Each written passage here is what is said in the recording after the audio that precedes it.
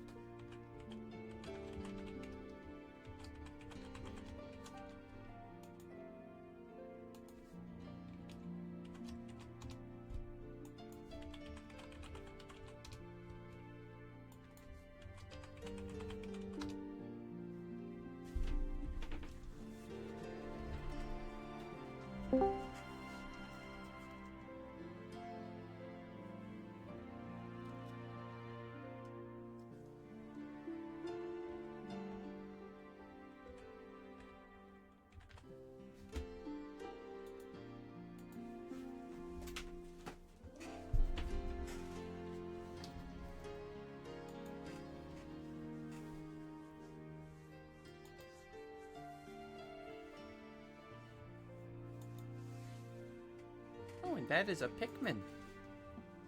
Did someone mention Lauren? I did mention lore.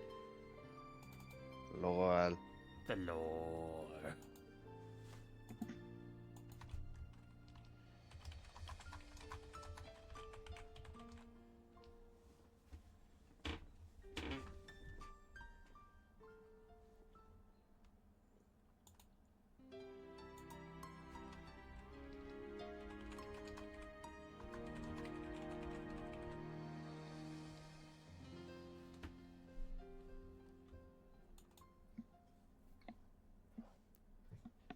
Matt Pat voice. The lore.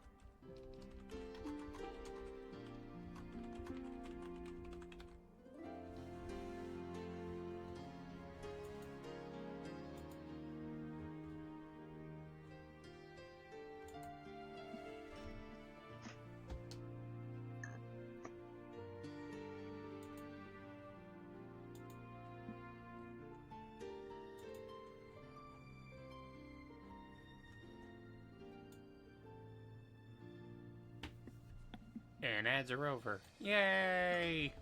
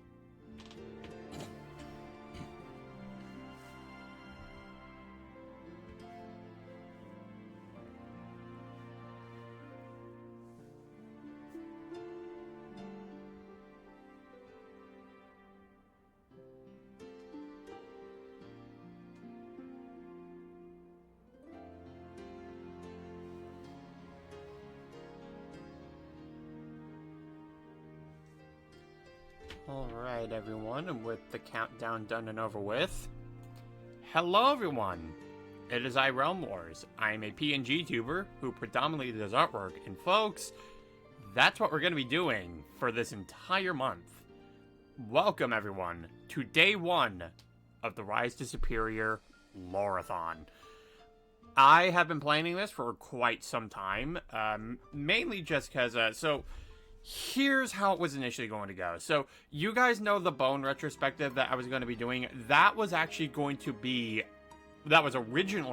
going to be a big thing that I was going to be doing for July. I was going to be dedicating a bunch of streams to talk about each individual book of Bone until I would end up knowing that reading directly from the books in order to, talk about them is actually against Twitch's TOS, so that's why that video ended up being what it ended up being.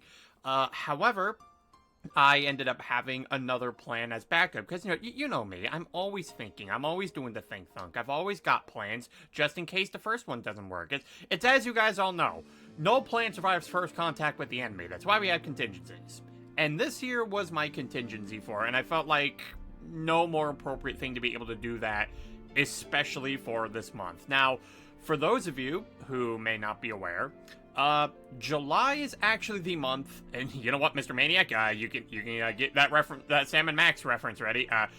July is the month of my birthday, and I figured I wanted to be able to celebrate something a bit close to me, and I figured there's nothing more close to me than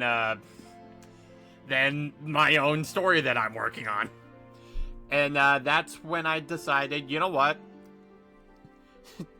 Yeah, I had that shit typed for minutes. Of course you did, Maniac. Already got your birthday gift too. That you did, Jen. But yeah, I figured, you know what? No better way to celebrate this month than, talking about the stuff that I have been working on, like my own characters, the story that I'm writing, just to get you guys a bit more familiar with the kind of world that I have been trying to build. Now, I do have a schedule already put up for this, in case you never saw it in the actual Discord server itself. I will be posting this on Twitter a bit later, so just in case for those people who aren't on the Discord, do not have access to the schedule, you can at least see it there. So, yeah, I'm gonna be streaming a lot this month. The reason it is called the Lore-a-thon. I am basically going over the lore and ideas that I have for the series for just practically the entire month. Now, unlike a lot of, say, subathons that you may see people doing on Twitch, it's not going to be an everyday thing. As you can see a bit on the... Actually, you know what? Let me try to expand this a little bit. Without covering my face. That'd be nice. let's not cover my face. So, as you can see, some days on here, I am calling it off because, honestly, I don't think I would have the energy to be able to stream every single day. I think, like, after, like... Because I've attempted. I have tried. And then there's just times where it's like, man, I'm just not into it right now. I've been doing it so much, I need to have, like, some time off. But I'm going to be streaming much more often throughout the entirety of this month, with only, like, just a couple of off days, either because I just need some time to have a bit of a refresher, or, you know, those are some D&D days where I'm probably not going to be able to dedicate as much of a stream to those things that I would like to. So those are some of the other days that I have called off. Like, you'll see, like, Strixhaven Day, that's a D&D day. Ravnica Day, that's a D&D day. The few final days of the Lore-a-thon, the only reason I'm calling those off is because, also to celebrate my birthday, I am actually going to be out of town visiting my sister and my niece, so those are days that I won't be able to stream until eventually I can come back on Monday. But the last couple of days for the Lore-a-thon, I will be sure to give you guys a wonderful treat. But, yeah, if you make sure you have these things memorized, because the other thing about this, too, so a majority of these images that I'm going to be drawing, well, the majority of these streams, I am going to be uploading them onto YouTube just in case maybe you wanted to actually go through the Lore-a-thon, but you weren't actually able to see it live. I will have you covered on that by uploading some of these to my YouTube. The only exceptions are the two that are marked by the red boxes. Those are going to be the ones that I'm going to be keeping on here. Mainly because, you know, again, I want to have some incentive of being able to push some of you guys to go to my Twitch, since this is where I'm going to be mostly making my content from now on. But only reason why I will be uploading the VODs to YouTube are just in the case where maybe you weren't able to, again, you weren't able to catch us live, and you'll be able to still at least see what you missed without Twitch eventually deleting the VODs, because they do that after from time to time. The other thing about this as well, and this is also something else that I'm going to be pushing a bit more of an incentive of, just let me place this screenshot. Okay, so, let me get this bigger. So, back during the New Year stream that I was making, I did, in fact, list some of my follower goals. I do still want to try to push these, because, you know, I want to be able to expand out to a bit more of you. I want to be able to welcome some more of you into a different kind of community. Community getting into Chaos Emeralds will become Lost Media. Oh, don't worry, I'll be getting into that when those days come. But to talk a bit about the follower goals, these are some of the things that I do want to be able to push to put more of my work out there to like expand a little bit, as well as like just welcome people into like a new kind of community where, you know, a lot of times here we do like to try to make this a bit of a comfort zone for some people. Like, you know, maybe you've had stressful days, maybe you just something maybe happened during your time, maybe in not that long ago, and maybe you just need a place to unwind. Well, here is basically where I am going to be saying, you know, hey, if you need yourself a safe space, you need yourself to just relax, shut your brain off to the world, you're welcome to do that here. And, you know, it helps to, you know, it just helps to just push along the things that I'm hoping to eventually get off the ground. Because, you know, I do eventually want to get this thing published. I do want to actually make this into something that I can just mostly do on a regular. But to go over some of the follower goals, and I think the first one will probably be the easiest one to do because we are about 40 away from it. And that is going to be a free request drawing of Kamiko fighting, well, whoever you want. So basically how I'm going to have this done. You know what? I'm going to have you guys test this out just to see if it's actually working. So what I want you guys to do is type !raffle into chat. Let me just pull up Nightbot just to see. Okay. All right. Cool. We got this. All right. We got. Oh, it's funny. Despite Pikmin. Despite you typing it in, I'm not seeing your name actually appear in the raffle, which is weird. Nightbot, what the fuck? Nightbot. What did I do? Yeah, but what did he do to deserve this? I will say you can in fact spam it if you want to, because I have enabled it to be like, oh, don't like make someone uneligible if they start spamming it. So you certainly can do that. Because this is just a test, just to make sure I can actually get this going. Let's see here. Since I do have some people in. What do you mean there's no eligible users to win the giveaway? Just type in exclamation point raffle again, see if it puts you back in.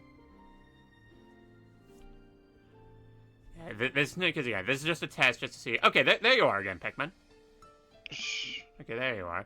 Okay, so, alright, and there's Maniac. Okay, cool. So, let's see if this works.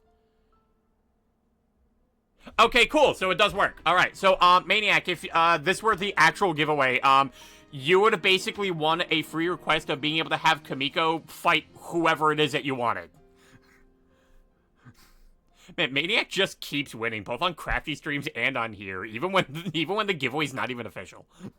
This man has, in fact, rigged the dice in his favor. Rigged. Yeah, it's not rigged. But, yeah, so once we eventually get to 200 followers, I will start doing the raffle for that. And, yeah, basically, it's whoever ends up typing in the middle of the chat, they have a chance of being able to win this once we reach 200 followers.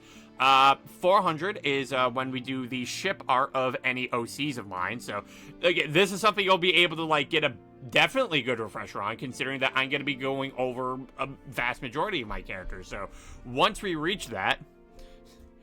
Creighton is on a different level here. God mode engaged. But, yeah, so if you want to see ship art of any of my OCs that I end up making, once we get to 400 followers, I will hold another raffle. 500 followers, I will be hosting a Smasher Pass stream. Basically, what I will try to do is I will try to see if I can get people to get into making, say, a Google Doc filled with all sorts of types of images where, of, like, any characters that you would probably want me to put on a bit of a tier list to be like, okay, so would Realm smash or would he pass? You know, that typical ordeal. That's going to be the 500 follower reward that we end up getting. 600 followers. Basically, so this will be another raffle that I end up doing, where whoever wins this raffle... So, you see the little stone tablet that Pikmin is down there? You will get one of those. Like, your own personal one. And you can have me basically make it however it is that you want, including the glow effect. 800 followers, Smasher Pass VTuber Edition. Basically the same as before, except you would have, except VTubers would submit their PNG, and I'd be like, okay, let's see how much of a degenerate I can show myself being. 1,000 followers, I will do a full playthrough of the Spyro Reignited trilogy, because Spyro is a franchise that is just near and dear to my heart, and I feel like because of that, I need to celebrate this guy appropriately. So I feel like if we ever eventually do get to 1,000 followers on Twitch, then that playthrough is something that I will end up doing. Because, fun fact, with the Legend of Spyro, with the not the Legend of Spyro trilogy, with the Spyro Reignited trilogy, I'm thinking of the wrong trilogy. For Spyro Reignited, one of the games being on there being Year of the Dragon, not only is one of my favorite video games of all time, but it is also the first video game that I've ever played. Like, ever. It is the game that got me into gaming, and I absolutely adore Year of the Dragon. And that's, again, a big reason why this needs to be a follower milestone, because a game with that much legacy behind, like, in my life, it needs to be treated with some kind of weight. So, 1,200 followers, that will be a free drawing request of my OCs. So, basically, again, some characters you're going to get very well acquainted with throughout this entire month. You will be able to, so I'll be holding another raffle. Whoever will end up winning that raffle, you will be able to request whatever kind of, drawings that you wish to do. Within TOS, that is something that I do want to stress. Like, I do not want to do anything that would be deemed as a little too inappropriate for something. But don't worry, that'll come a bit later. But yeah, just something to keep in mind for like the other drawing requests. Definitely try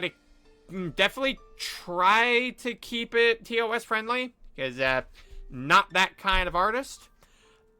1,500 followers, free drawing requests just in general. So, like, if there's ever something that you wanted to see me draw, something specifically for you, this is where this is the milestone that we get for it. So at 1,500, we will hold another raffle.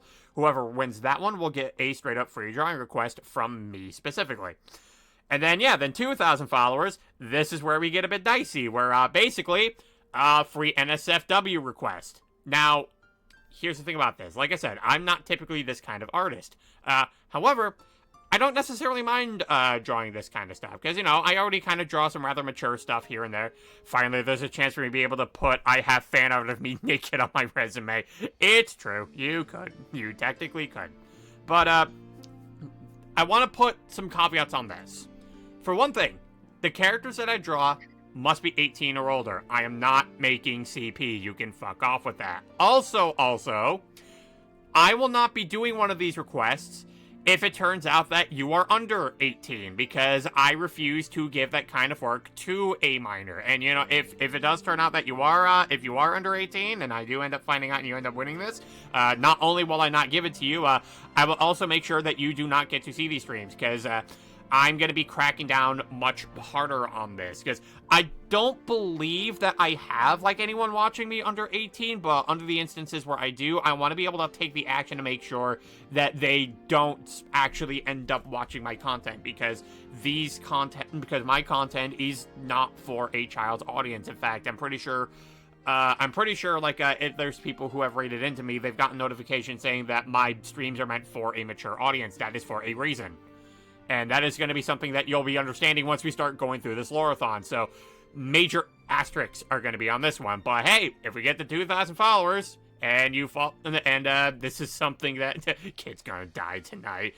I don't want to go that far, but there would definitely be ban hammers involved. But, if we do get to 2,000 followers, somehow, and you end up winning the raffle, and you're respectful to both asterisks, it will be done. Granted, it won't be streamed, but it'll be done. I will be a man of the words. And then, I feel like, honestly, at that point, because I didn't really think about any other, like, any other kind of, like, goals and whatnot. So I feel like after that point, I would probably just go back to the top and just go through the goals again, just, you know, at higher numbers. You know, just so, again, I can give more people incentive to click that pretty little follow button. But, for now, I think it is time that we got to the stream proper. Now, Dust, as much as I love your soundtrack, I'm actually going to put you on pause, because something that I actually did do for this lore stream in particular, I actually decided to make playlists specifically for, like, say, some of the characters that I'm working on. Since we're working on Kamiko, I do have a personal playlist for him that I'm going to get, that I'm going to be working on for him. You can find the words around Wars. You can do it. You know how to talk. You can do it. You can do it. I believe in you.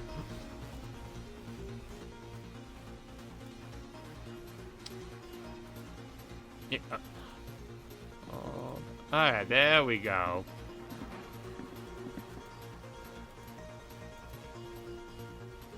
Words are hard, it's fine. Yeah, I know. I understand. But, for now, though, this is going to be the image that we're going to be working on. Now, since I mentioned before during the other streams where I was working a bit on the reference sheets that I was going to be using those when I was going to be talking about, like, some of the other characters. However, Kamiko already has his done. He's had his done for, like, ever. In fact, I think I can actually check on my Twitter page here. I have that reference sheet pinned. Yeah, I've had that done since last year. So, Kamiko's not getting a new ref sheet. I already like how it is already. But, instead, I figured, you know what? I'm going to be doing a separate image specifically for this guy. You know, maybe I can end up using this, for something along the line. Maybe for, like, the actual, like, stream intro itself, rather than just using what I use for, like, the default, like, at the ending of my stream. So, you know what? I guess this is also asset building. Whatever kills two birds with one stone. Yeah, exactly. That's my thing. That's my whole shtick. Why did this give me Principal Skinner's pathetic energy? Alright. So, as we are working on this, because something that I think that would be really cool to do is that, so, like, I feel like, say for maybe, like, an opening intro is, like, at least for my streams. So, like, as the countdown is going, I would love to be able to see, if possible, and this maybe end up something that I do off-stream, where basically I just have, like, a slight animated intro as the countdown ends up going, where basically a lot of this is just covered in darkness, and occasionally you just see, like, thunder flash every now and then, just, you know, revealing Kamiko ever so slightly. I think that would be something that would look super cool to try to actually pull off. It's something I will attempt to do. Again, probably something I'll end up doing off stream just to make sure that the thing I want to work actually does work. But, yeah, if I'm not able to, then I'll find some way to be able to use this as, like, the stream opening. Now, as for the story, now, hold on, let me actually get up. So he's Batman, gotcha.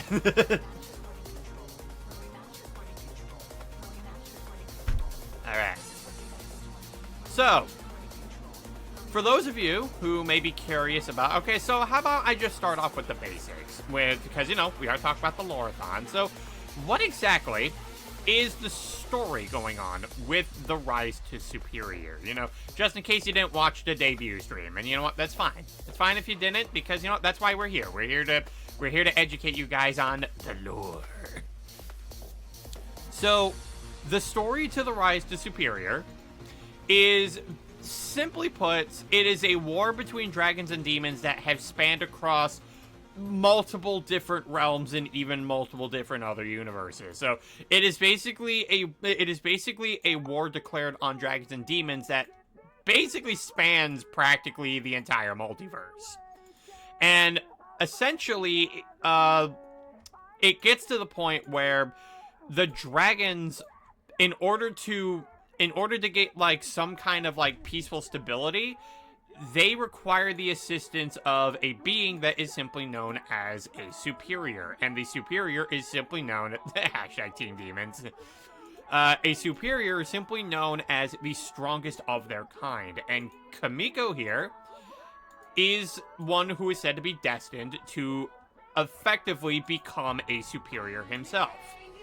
And so, the dragons enlist him to essentially be, like, their final hope to be able to turn the tides of this war back into their favor.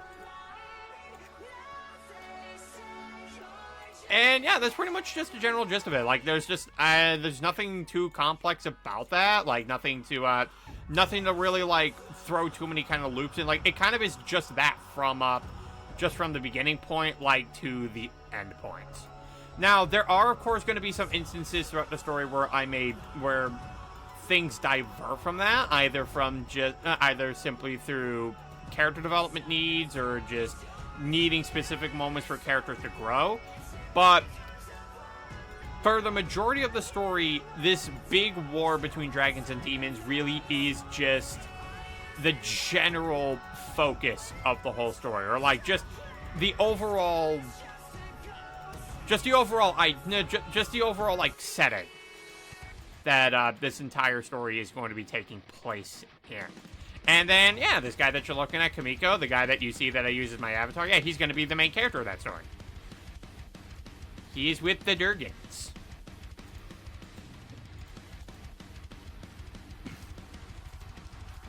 He's gonna...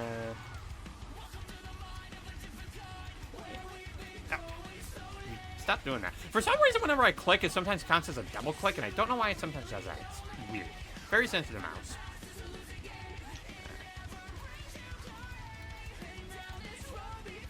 But yeah, so, basically just the idea of these characters being able to travel, like, to multiple different worlds, multiple different universes and whatnot. Like, it is also just a bit of my justification as to why I can say Kamiko could literally just cross over with just about anything imaginable, because, you know, realm travel is just a thing. So if say like, oh, Rise to Superior does a crossover with something like, say, maybe Ruby. That's something that can happen. They just make a portal to go to the world of Ruby, and there we go. He's with the gang of Ruby. You want Kamiko in the world of My Hero Academia? That's something that can happen. You want Kamiko in Jujutsu Kaisen? That can happen.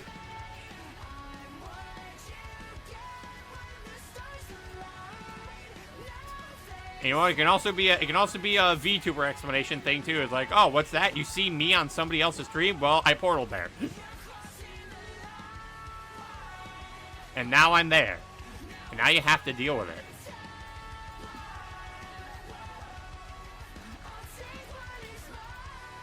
I will also say, too, if there are, like, I've also mentioned this, because I know I did post this a bit on Twitter, but didn't really get so many interactions with it to really do anything with it. Those threads are still there if you still want to. Like, there's not like a due date to when, like, oh, if you want to be able to submit something, you can't. No, you absolutely can until it's okay, I'd say it goes until the Lore-a-thon eventually ends.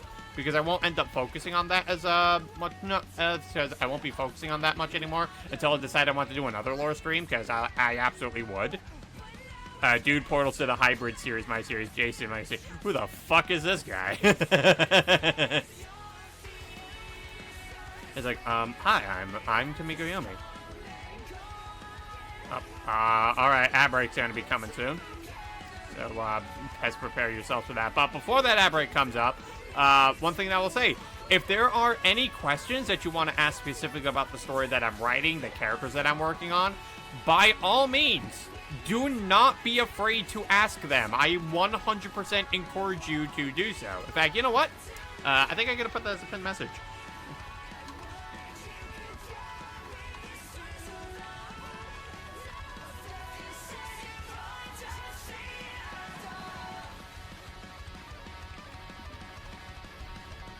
Thank you, virus protection software. Go away. This. Go away. So it always Now. comes in waves of 2. Okay, there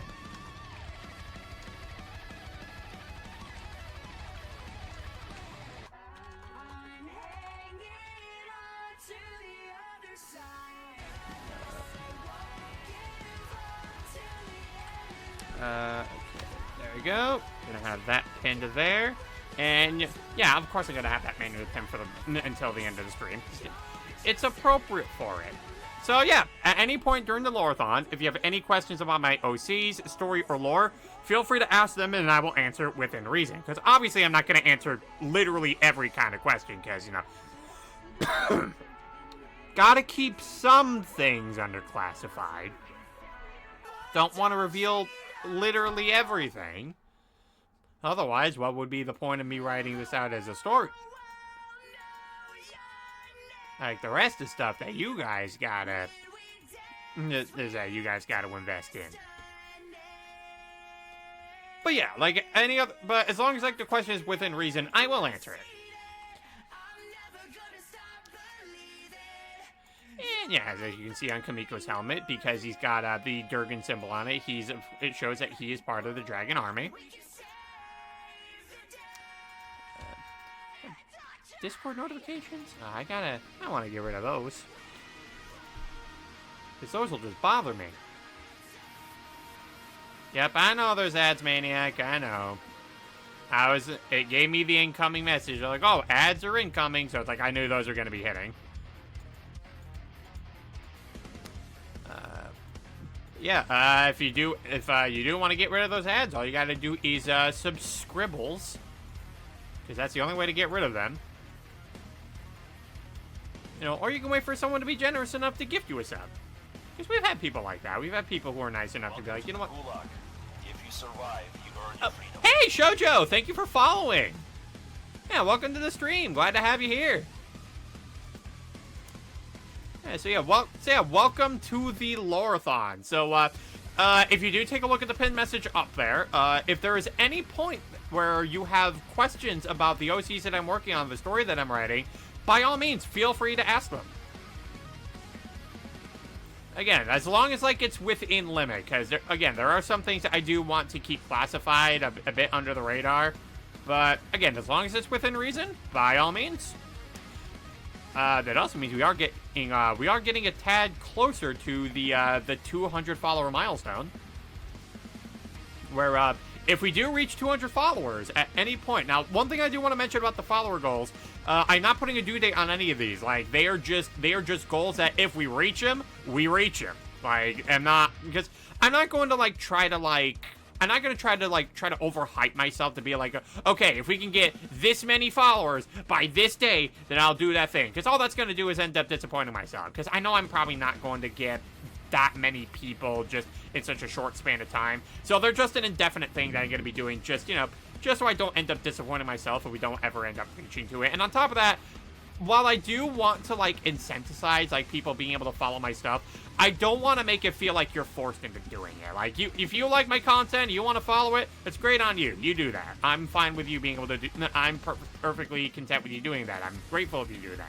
But if, say, maybe, either the kind of content I'm doing really isn't your cup of tea, or maybe you want to maybe just give a couple more streams of mine a watch before you consider, like, indefinitely giving a follow, that's fine too, just see if it's the kind of taste that you're into. The kind of stuff I'm doing is whether or not that's something that you're going to enjoy being able to watch either regularly or whenever that you want to. But just know that if we do eventually reach those follower goals, there will be rewards. And you can, in fact, reap them when we eventually do get to them.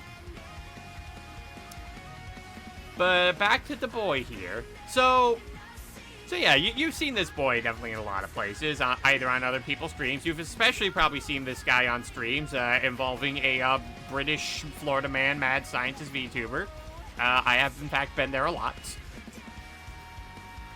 But, like, you probably don't really know so much about him as a character, because something that I have told, something I've even said on Crafty Streams too, despite the way that I sometimes act on people's streams, this character does not act like me. Like, he's much different from how I actually act. In fact, it's actually why I do have a redeem on here, for like 5,000 channel points, where, for about 5 minutes, I actually will stream things like in character as Kamiko.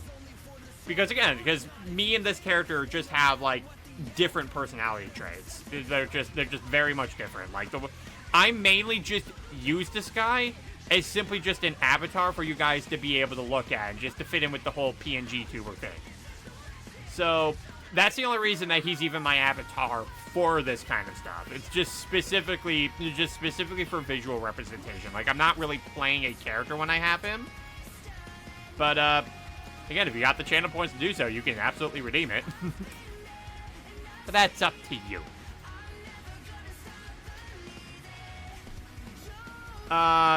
That being said, though, even though I do have that as redeem, I didn't realize for like 5 minutes that Pikmin was off in the corner. Yeah,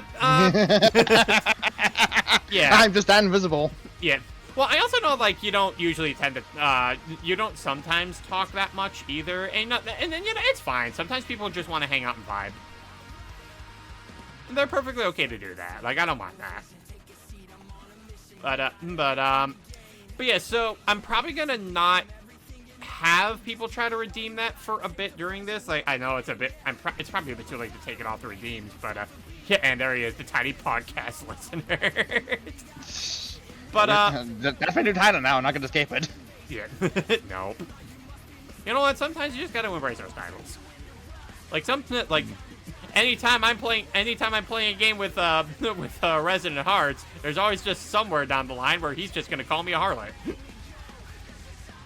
But, I'm probably not gonna have, I'm probably gonna end up just refunding any redeems where you're like, oh, I want you to, like, be, like, 5 minutes as Kamiko, because for a lore stream, where I actually want to talk a bit more about the characters rather than just acting them, I feel like it may end up being on the slight counterintuitive side. Like, maybe a bit, maybe for tomorrow's stream, because I do have on the schedule that, Because I do have on the schedule that I'm going to be working a bit more on this, because I don't think I'm going to get this done, like, in one stream. Especially since I do have to end up going to work a bit early tonight, since there is no second shift on. But more than likely by tomorrow, we'll probably be able to have this finished, and maybe then I'll be like, okay, if you do want to redeem this and maybe see, like, a little bit of, like, what Kamiko's character is like and how I intend to want to write him, you can certainly redeem that just on this day. But then probably after that, it's like, I'll probably just hide the redeem until the end of the lore stream. Because, you know, I'd rather be able to just use this time to be able to talk about these characters again rather than just act them out. And I feel like the only instance where that would be appropriate is, well, where I'm actually working on the dude.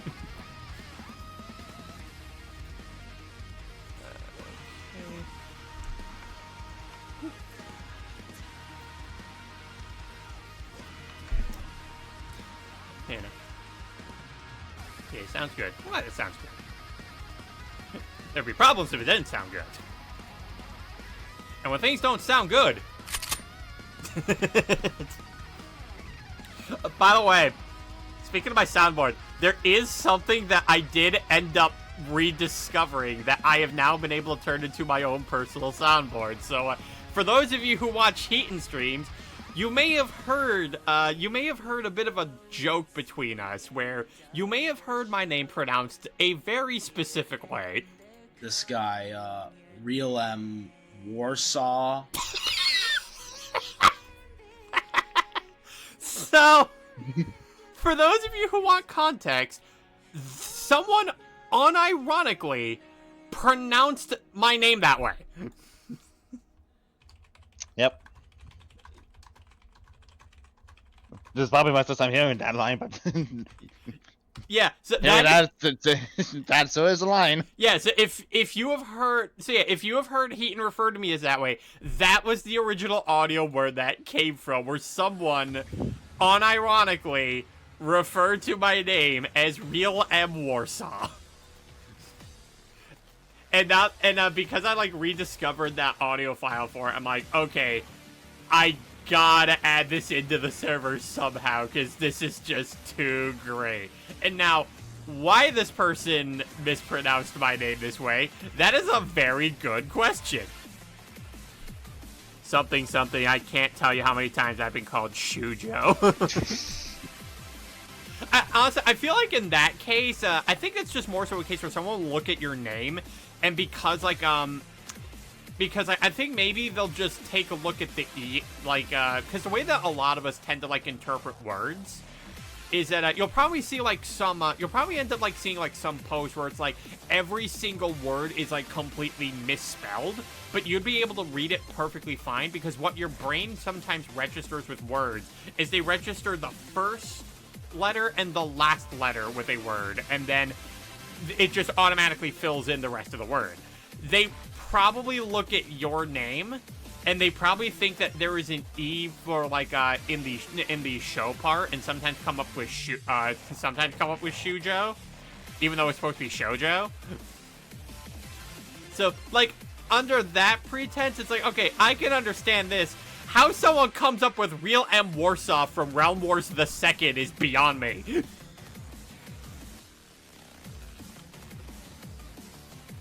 Like, that is a mystery that none of us will ever be able to figure out. But it is still funny. It gave birth to a wonderful pronunciation of my name. And the funny thing is, like, I've also had other streamers, like, not pronounce my name, like, correctly either. Like, the number of times I've heard myself being referred to as Real Wars or Real M Wars, it's just gotten to a point where, like, even, like, me and Aether are just like, we got another one. Another one. That's your Warhammer 40k weapon name. It's like, look out! He's wielding the ultimate Real M Warsaw! When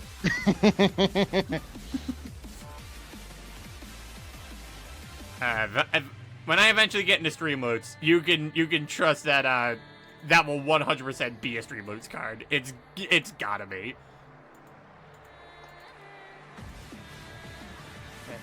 Notifications.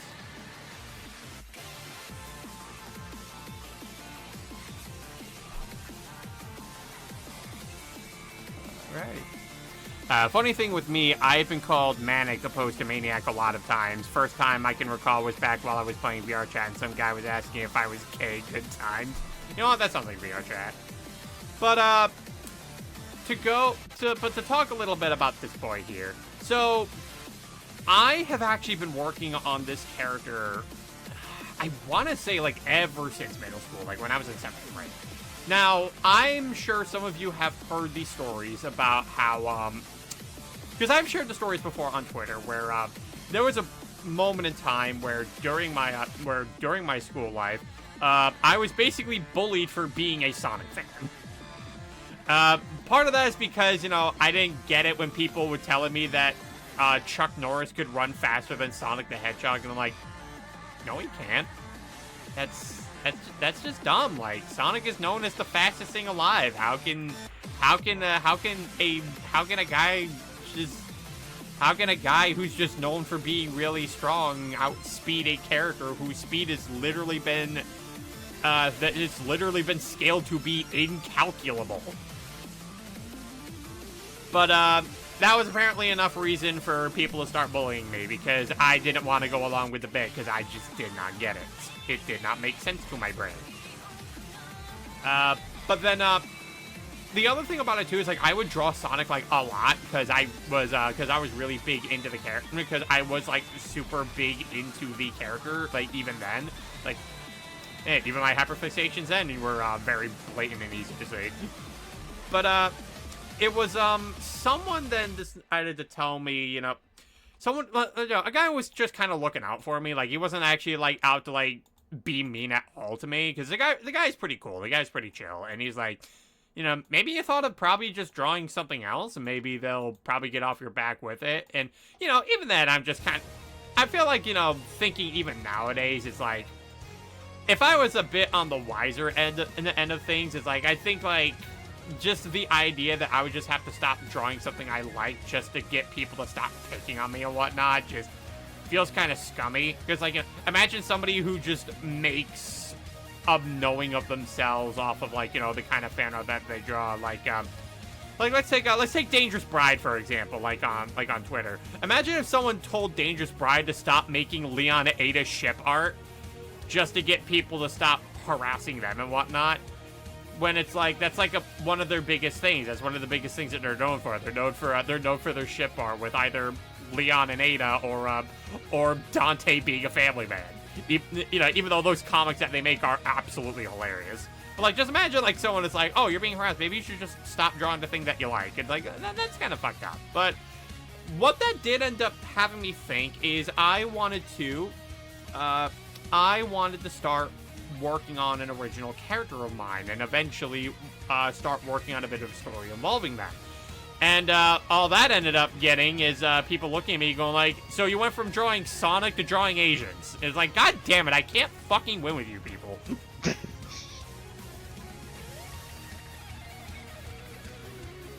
But suffice to say, that is one thing that they were not able to bully me out of, and yeah, they can cope see them all. Well, joke's on them, kids. Gandalf the Grey and Gandalf the White and Monty Python. And they kicked Chuck Norris in his cowboy ass.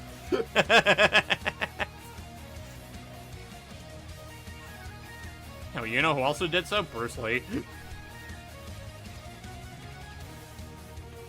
I freaking love baking, and I wish I could do a bake sale to raise money for your Twitch. Thank you, Skyra. That means a lot to me. But yeah, welcome to the Lore-a-thon. I am talking about my OCs. This is a pain to edit since I couldn't just copy paste it. I you know what? I respect committing to the bit. I can respect that you were that committed to the bit. But hey, you know who also could win? You know who also could win that fight, Maniac? I believe Max could win that fight. We see what he did to Krypton. Eventually. In 26 million years.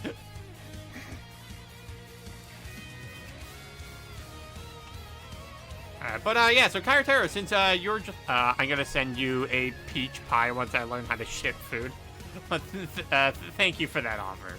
But yeah, welcome to the Lore-a-thon, Kyra. So again, if you look at the pinned message above, I did mention that if at any point during my stream, if you have any questions about the OCs that I'm working on, by all means, feel free to ask them, and I will answer them within reason. The reason I say within reason is because, you know, there's some things that I don't want to just go out of the way of just giving away to some people. I gotta keep some things hidden.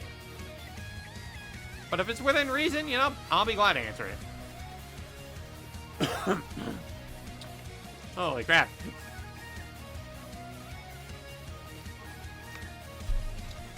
What desserts are your OCs inclined to choose? I guess I'll just start with Kamiko right now. So like, I'd say for Kamiko, I don't know if Kamiko would be much of like a sweets person, and that's mainly because a part of Kamiko's backstory really is that he's had to live a majority of his childhood like on his own, so he wouldn't really have too much acquired taste with things like, you know, desserts or pastries or whatnot. So I don't think he would necessarily have like, I don't think he would be like inclined to choose something. He'd certainly maybe have an interest if it was offered to him, but probably not like actively the kind of guy who would go out of his way to be like, I could really go for a cake. See, the next character I'll end up working on during the schedule is, actually, you know what? I'm gonna see. Hold on. I'm gonna see if I can get the schedule to appear on this stream, just so you guys know, just so you guys can have like a constant reminder of like what exactly I plan on having to do for the remainder of this month, because this is gonna be a month-long event. Let's see here. Yeah, okay, there's the Lore-a-thon schedule. Okay, so yeah, there's that. Actually, you know what? Okay, but I don't want to cover my food, you guys.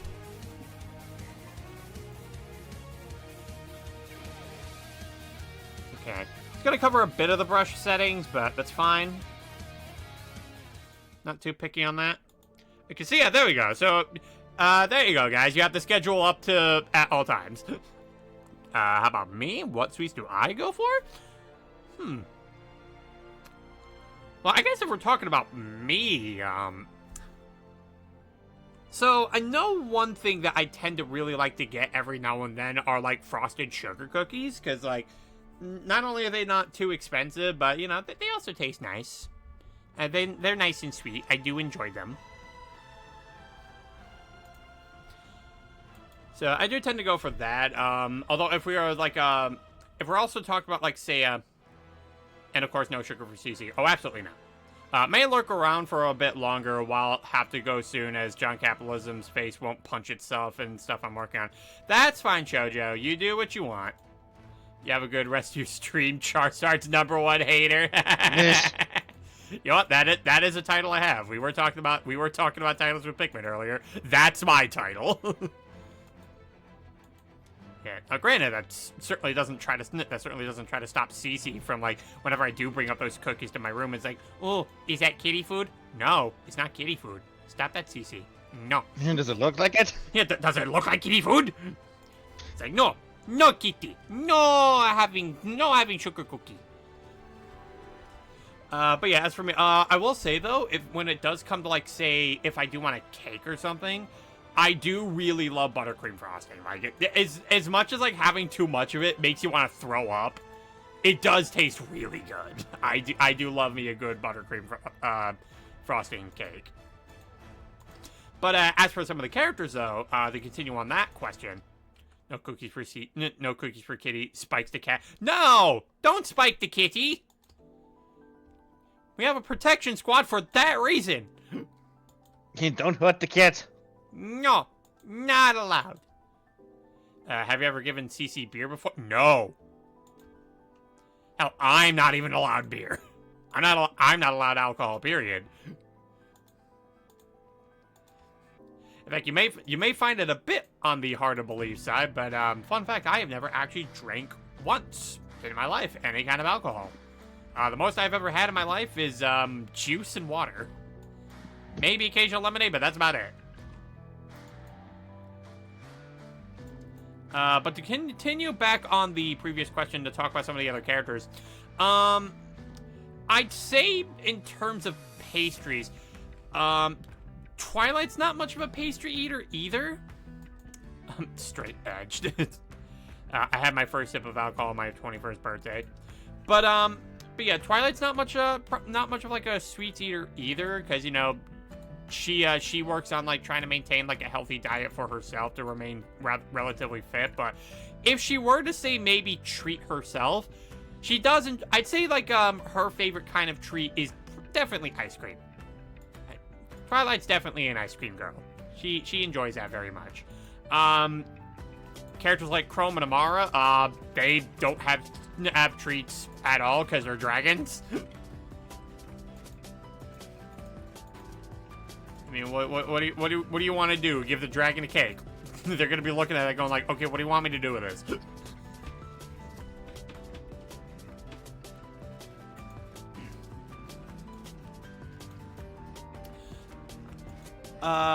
For Riona, I would say beer is great for making cakes. Again, I've never had alcohol, not in my life. But as for Riona, I'm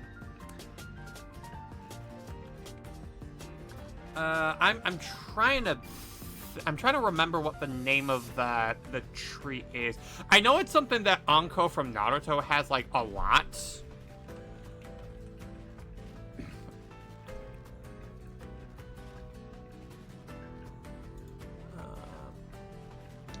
Yeah, something I'm trying to. Okay, dangos. I'd say Riona's like favorite. I'd say Riona's like favorite kind of like treat to have would definitely be dangos. So yeah, if you don't know what I'm talking about, so basically what those are like they're like little like sugar-coated dumpling balls that are kind of put on a stick. You know, again, if you watch Naruto and you know of a character named Anko, she eats those like all the time. Yeah, Karatera, you know what I'm talking about. Gives dragon a cake. Can I hoard this? Yeah. Dangers are definitely something that Riona definitely has a bit of a sweet tooth for. Iwa Kenja. Oh, Iwa Kenja is 100% a cake man. You get, like, if you want to give anyone a cake, you give one to Iwa Kenja. You're just like, have this cake. Oh, hell yeah. And then you see him throw up because he's a fucking idiot. Does Cece ever get rice if she has tummy troubles? No, we've never really given Cece any rice. Because the thing about Cece is, like, it's something that I've mentioned before. Cece's kind of picky on the kind of food that she likes to have. Like, she'll sometimes, like... Because there's some times where it's like, well, maybe give her, like, some chicken, and she'll sometimes take it, sometimes she won't. It really all just depends on what the cat feels like.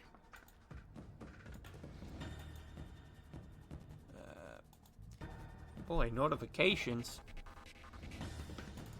Want to get rid of those on my Discord because they bother me if they don't go away.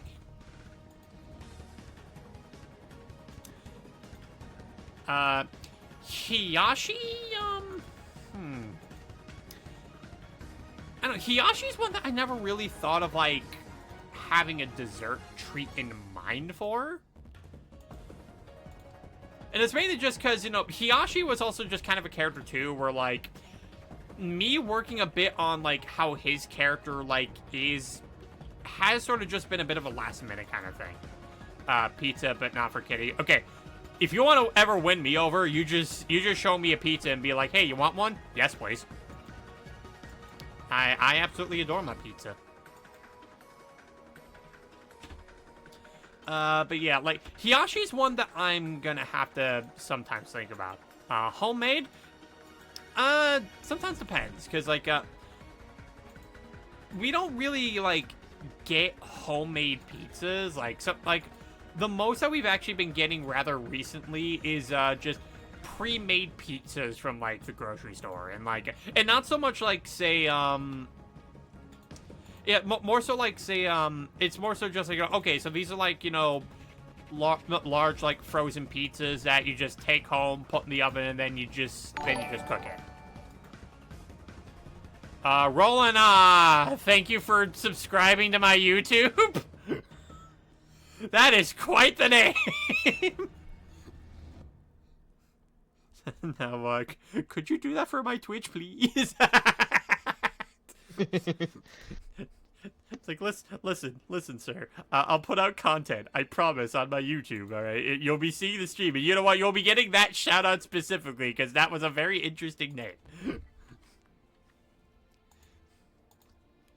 It's like, because like, sometimes I just forget, too, where it's like, you know, like, oh, okay, so I'm moving on to Twitch, but, like, because I did used to stream a lot on YouTube, I think it's still kind of linked to my YouTube, so when people do subscribe on there, and I just hear that notification, I'm like, wait, hold on, what the, oh, someone subscribed to my YouTube. Okay. Alright, let's...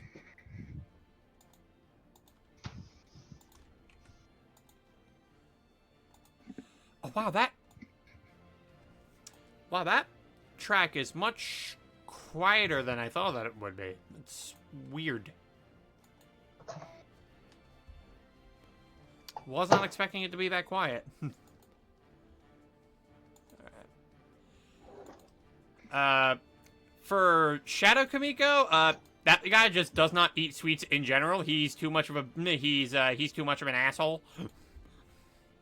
I imagine he's the one who eats spicy kinds of food. Well, I mean, his main magic and only the magic that he uses is fire. So yeah. You know, as opposed to Kamiko, who can use multiple different elements. Shadow Kamiko can only use fire.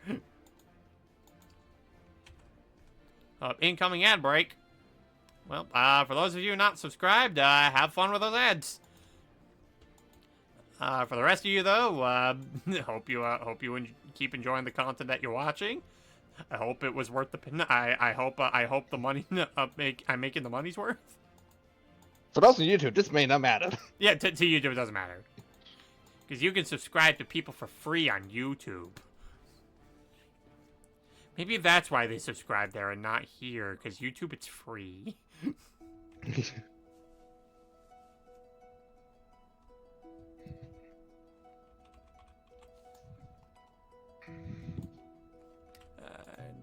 Nope, that thumb's looking a bit weird. Yeah, hold on. I just needed to get a bit of a hydration in, because holy crap, I've been talking a lot.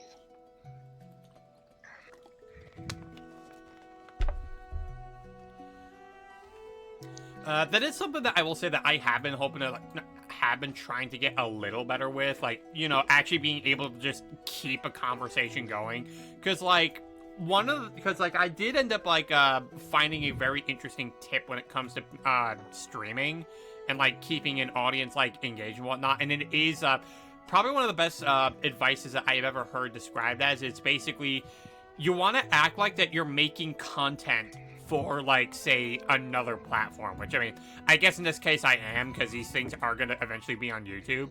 And it's mainly just because when people do, like, come into your streams, and, like, if they just see, like, all you're doing is just kind of, like, sitting there like,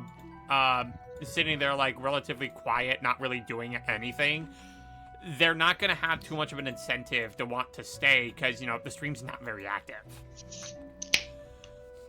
And that can be a little disheartening at times, but it's like, yeah, sometimes that just happens. Like, people just come in, they'll see, like, you're just being extremely quiet, and they'll just, like, okay, I don't want to stay here. The streamer's not really doing anything. And then they're just going to dip, and you're going to end up losing a potential follower. So I do want to be able to try getting a little better at that. There are times, though, where it's like, I am just kind of in the zone when it comes to, like, some parts here and there. But, if you feel like there's just times where you think I am a bit too quiet, like, definitely, like, send something in the chat just to, like, try to engage me into something. Because, you know, I want to be able to engage with you guys. It's fun. It's fun to talk to you people. Alright. Yeah. Alright, So I'm actually gonna adjust this arm a little bit here, just because it does not look at the right angle. Yeah, it's not foreshortened properly enough. Okay. But anyway, to get back to talking about Kamiko as a character. So, I mentioned before about, like, Kamiko's backstory and whatnot, and why, in terms of Karatera's question, Kamiko wouldn't really be one to, like, consider, to being a treat person. Welcome back from the ad break, guys. So, a part of Kamiko's backstory is that, he was actually, and I will admit, I did pull a little bit of this from The Legend of Spyro, but Kamiko was basically just a baby that was born amongst those in the in like a den of the dragons. Now, where exactly he came from initially, that's left to a mystery. But eventually came an attack on the dragon's home, because they suspected that their superior, the one that's going to help turn the tides of the war, is being resided there. So there is a massive attack from the Realm of Darkness on the dragons, because they actually have the appropriate equipment to actually take on the dragons, and they end up putting them in a rather troublesome situation.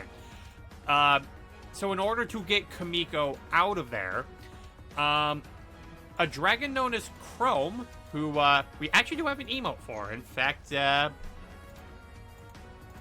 guy here. So that guy, that emote, that's the dragon that takes Kamiko away to help free him. Yeah, there you go, Pikmin. You found him. He was very concerned for the kid. I mean, you were being attacked by the Realm of Darkness. Kamiko was then eventually adopted by an actual human being who knows how to actually raise a human. But as Kamiko reached 5 years old, the guy who was a part of the attack on the Dragon's Cave actually ends up finding him and is attempting to try and finish the job that they were able to fulfill there. Kamiko, at this young age, not knowing what exactly is going on, just knows that he is in big danger, ends up resulting in the mother figure who was taking care of him ending up having to sacrifice her own self in order to give Kamiko enough time to actually get away. Where for the remainder of that time, Kamiko's just straight up an orphan. Like, he has no home. He just kind of lives out on the streets. And he's just trying to do everything he can to get by, but misfortune, wherever he goes, just continues to follow him. Like, whether or not, like, he finds himself in, like, another kind of found family that end up rejecting him because he just can't find it in himself to contribute to, like, their line of thinking. Like, one of the found families that he ends up finding himself in, their whole ordeal was, they basically used Kamiko to try to, like, steal food from people in order to, like, get by. And he would just feel guilty about it, like, every single time it would happen. So, like, he actively, like, doesn't take any of the things that he doesn't actually, like, eat any of the food that he's stolen. And just sometime down the road, just finds a way to go back to those places and get back what he took. Which, eventually would end up leading to, that found family figuring out that he's been doing this. And they start beating the ever-living crap out of him until he ends up being forced to leave said found family. It's happened to him multiple times. It's only until when we meet him about 13 years later. So, like, so to give you an idea of, like, how old Kamiko is at the start of the series, like, proper, when the story, like, actually begins, he is, in fact, 18. And, it's something that you're going to be noticing a lot with a lot of the characters that I do. I make sure they are of age, because, I know how the internet be when it comes to the porns. And, look, if my characters are ever going to get Rule 34 on them, they're going to be adults. I refuse to contribute to people deliberately wanting to go out of the way to make the CP. Because if you end up having to do that with, like, Kamiko when he's a child, when he clearly has an adult self, you chose to do that. So, that's my way of outing people. It's like, if you're gonna do so, if you're gonna make those kind of images of my characters, whatever. Just make sure it's their adult selves. Otherwise, I will point people to your direction and say, hey, this guy's out of themselves. Beat them!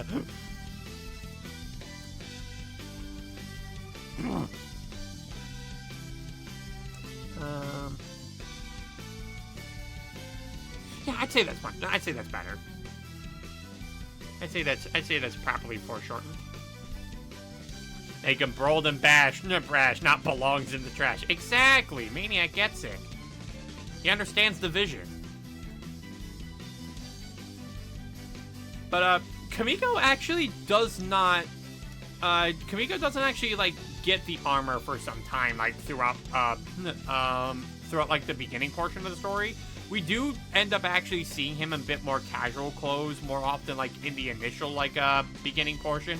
It's only until when the Shadow Realm ends up attacking the Realm of Humanity is when they end up actually learning that, because a big thing with the dragons is that because they haven't heard of Kamiko in a long time, and because he ended up hearing that the person who adopted him ended up getting attacked by their enemies, they assume Kamiko's dead. But they eventually end up figuring out after some time that, oh no, Kamiko actually is alive. Like, he is living. They don't know where he is, but Chrome 100% is determined to figure out where he is, because a big portion with Chrome's story is that he feels super guilty about essentially sending an innocent woman to her death just for looking after this kid. But when he actually learns that he's actually alive, he tries to do everything he can to try and find Kamiko, to which eventually he does. And eventually it leads to Kamiko getting the, so you'll probably see like, in fact, you know what, you actually see a bit on my character here. So you may see like these purple like glass spheres on his glove. So those actually initially start out as like small little like, they actually have like just those glass figures on them with like maybe small straps on them. In fact, maybe if I can, okay, now let me see if let me see. Did I put this on this reference F sheet, or? Huh, I didn't. Weird. Thought probably gonna have to make a separate image just to showcase that. But basically these glass spheres here, he basically puts those on his hands, and then yeah, then when he slams his fists together like this, it basically Super Sentai's the suit like directly onto him. So that's how he gets the suit on. So he just slams his fist together and then just bam. Power Ranger sequence. No, not a single instance of Power Rangers or Super Sentai went into the inspiration of Kamiko's armor design. But it's probably the best way that I can actually describe it. But that's essentially how he does end up getting the armor, and how he's able to put it on and off. Let's see, let's get this going. There we go. We got the nice blue there. He blue. Oh, hold on. Let me actually get this.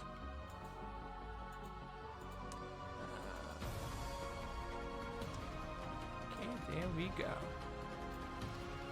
Yeah. Now, as for, say, Kamiko's abilities, so you probably saw on reference. You probably saw like on.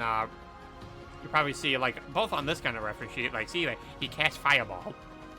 That Kamiko utilizes elemental magic, and he can use 8 different varieties of different kind of elemental magic. He's got fire, ice, electricity, earth, light, darkness, water, and wind. Now, he doesn't start out with all of these. He initially only starts out being able to use 6 of them, but he does end up being able to utilize a bit more as time goes on. But at any moment that he needs to, he is basically able to cast those abilities in order to defend himself. Like he can spit fire from either his mouth, or he can shoot them from his hands, or even his feet. Like you'll actually be able to see here, like some of the things he's able to do is like he can say like he wants to go like really high into the air. He can like kick the air with fire magic flowing through him in order to just propel himself with an explosion. Very much like a certain explodey boy from My Hero Academia. I think his name was Kachan. Possibly. I could be mistaken. I think he likes being called... No, I do think he likes being called that, though. I recall him very much appreciating that. He screams every time he does it, so I figured he likes it. Yeah, that's something that he is able to do. In fact, I actually did make an image some time ago with also showcasing that, where like Kamiko is like fighting this giant rock golem, and he's just propelling himself with explosions like all over the place, just to like be both on the offensive as well as being mobile. There you go. And actually, yeah, this is actually what Kamiko looks like when he's not wearing the helmet. Very simple hairstyle. Stop treating my single clicks like they're a double click. They're not. You're crazy. Stop it. Get some help. Now, as for the armor that Kamiko wears, so this armor was actually conceptualized by a dragon known as Amara. We absolutely will be getting to her sometime during the Lore-a-thon. She's definitely a character that gets like a very strong impression from people when I do talk about her. And I'll also say too, my good old buddy Heaton absolutely adores Amara as a character. But she, as General of the Dragon Army, she basically did conceptualize the idea of Kamiko's armor and how it would look. As well as the idea that it would basically be a suit that would basically just adjust itself to the proportions of the individual. Because, you know, again, he just summons it by just, you know, slamming his fists together like this, and it just puts itself on his body, so it can make any of those adjustments that it needs to. And the purpose of the armor is that it is supposed to be armor that can be both flexible but also protective in the right amount of spaces. So you'll see like there are just some parts of the armor that are like cut a little bit here, like especially around the waist here. And it's mainly because the whole thing with Kamiko's armor is that they just needed to have something to protect Kamiko's like more vital organs. So like, you know, obviously his heart and lungs are protected, his stomach area is a bit more protected, liver is a bit hard to get at. And you know, of course, helmet means safety first. But while also being protective, it is also supposed to be like flexible at the same time, so his movements aren't exactly too restricted, so he can actually still fight at full capacity without having armor like slowing him down on that. So yeah, it's a decent defense, but also doesn't hinder his movements. That also goes up, like, it's basically supposed to be able to help him adapt to any kind of fighting situation imaginable. And that even includes, like, the elbow armor that's on him. The perfect middle ground. Yeah, exactly. Yeah, like, the elbow guard that's on him that actually has a spike on the end of it. The thing is, that spike is the spike is, like, not big enough to actually cause any major damage. Basically, the purpose of that thing is, like, say somebody's grabbed him from behind, he can quickly like get them with an elbow jab, stab them with the spike as a way to like try to get them to let go of him. Like it's basically a get off me option to basically just quickly inflict a wound, try to see if they'll let go to like cater to the wound to stop it from bleeding, and then yeah, that will be his way of being able to escape from the grasp.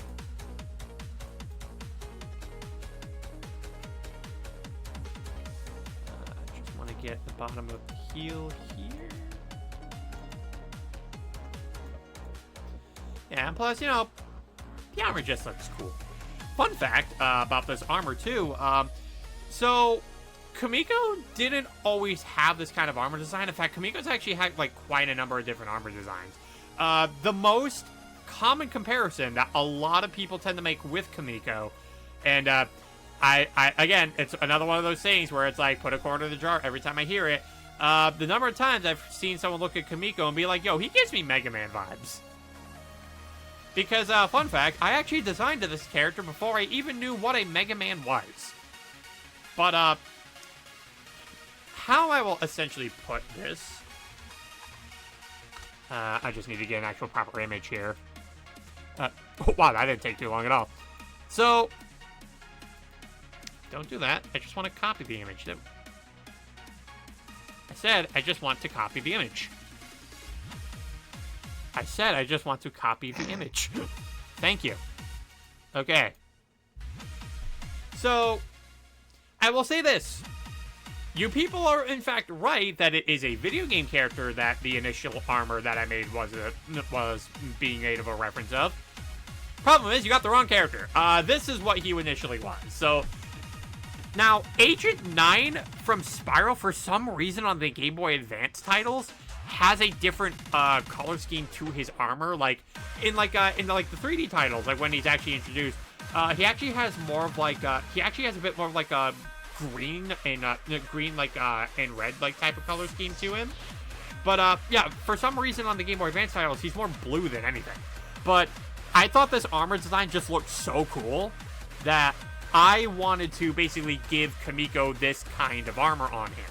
And that is initially what it ended up looking like, until, like, after a little bit, I wasn't really a big fan of the fact that the helmet was just, well, it kind of was just a big metal hat. And it's like, there really isn't anything this helmet's kind of hugging tight to. So, I ended up wanting to, like, see if I could make it a bit more like a helmet, but then there was just other parts of the design where I'm just like, man, I'm really not sure what to think of this. So, one day, I asked my good old buddy Jordan, the kooky Celtic, hey, if you were to design this character's armor, what would you do with it? And he ended up giving me a design that, well, it basically is just this. But actually, I think I still have, well, I actually think I still have the thing that he gave me. Let's see. Oh, yeah, I do. Yeah, so yeah, this is what Jordan effectively did. This was like, this was just his initial idea for like, oh, this is the kind of armor that I would draw for this character. And I liked this so much that this is just what I ended up using from now on. Again, with my own personal tweaks. But, yeah, no, you can, for this armor design, you can 100% thank, Jordan for it. And I've been using it ever since. I will say, he certainly does get surprised when he's like, wow, I can't believe that you're still using it for so long. He's like, well, yeah, just Jordan, it's so good. It's such a good look. Accept compliments.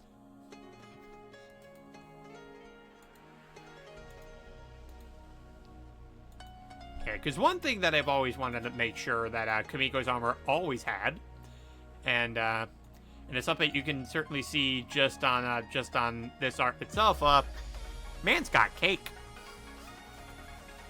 And that is 100% intentional, and I can actually tell you the reason for that bit. So, this actually comes from, like, years ago, when, it actually comes from years ago when, like, there was this funny little anime called High School of the Dead, where I'm sure you probably know of it. It's like, hey, what if we had zombie apocalypse, but there was boobs?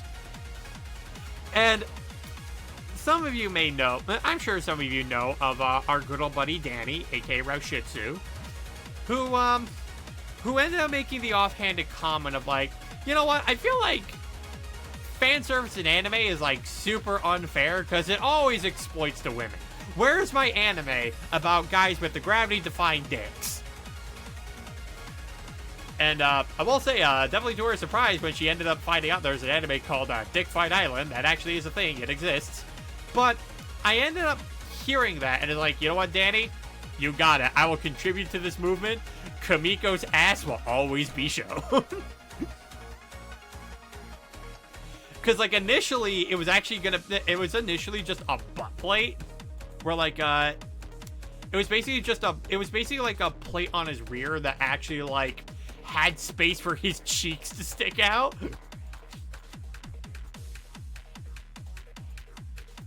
And I know, like, there was, like, one guy who, like, he would always bring that up. It's just, like, he's, like, his butt is showing. His butt is showing. And I'm like, yeah, I know. I'm not changing it. You just have to deal with it. But, yeah, that is the one consistent thing that I have always wanted with Kamiko's design when it came to his armor. It's like, if I have a design for him, but it must be prominent. Why everyone's so mean to me, Pixar lady level ass good lord.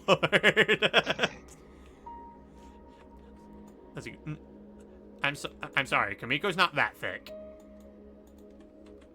Granted, that's probably not gonna stop the art from doing that, but you know what? They're allowed to. Like I said, he is 18. He is of age.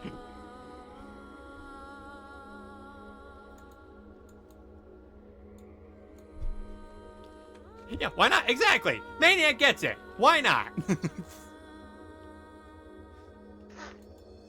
I'm glad someone understands the vision. Hello there, Ard. Yeah. I'm just working on the main character to my story here. Just getting a bit of the color job out of the way.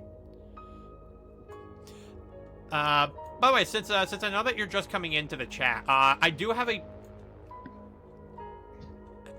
pinned message, don't I? That didn't go off.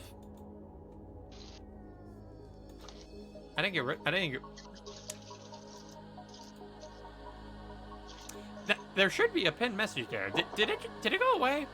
It shouldn't have.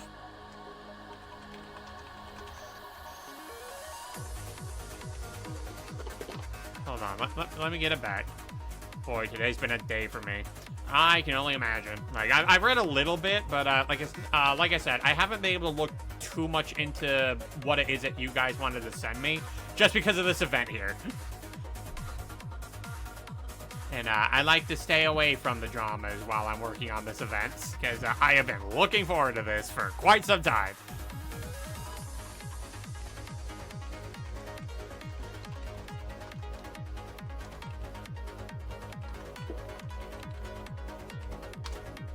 Okay, let's pin this again. Let's try this again. Yeah, manually unpin, or end of stream. Yeah, there we go. Yeah, there we go. Like, I don't understand why I went away before. Weird. Like, did it not register that I wanted it to remain for the remainder of the stream? If not, don't do that to me. Keep that up. But yeah, if there's any points where you have a question that you want to ask, either about the characters that I'm making, the story that I'm writing, or just overall anything in regards to the lore of the series, by all means, feel free to ask about it, and I will answer within reason.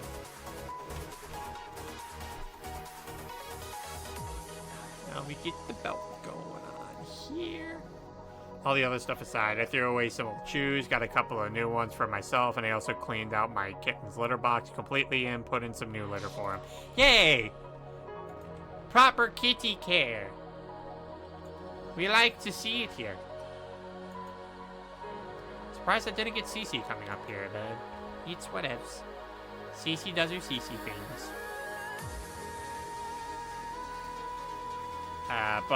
Also, I also made sure to put on the side of the stream. So that is going to be the schedule for the entirety of the Lore-a-thon that is happening all of this month.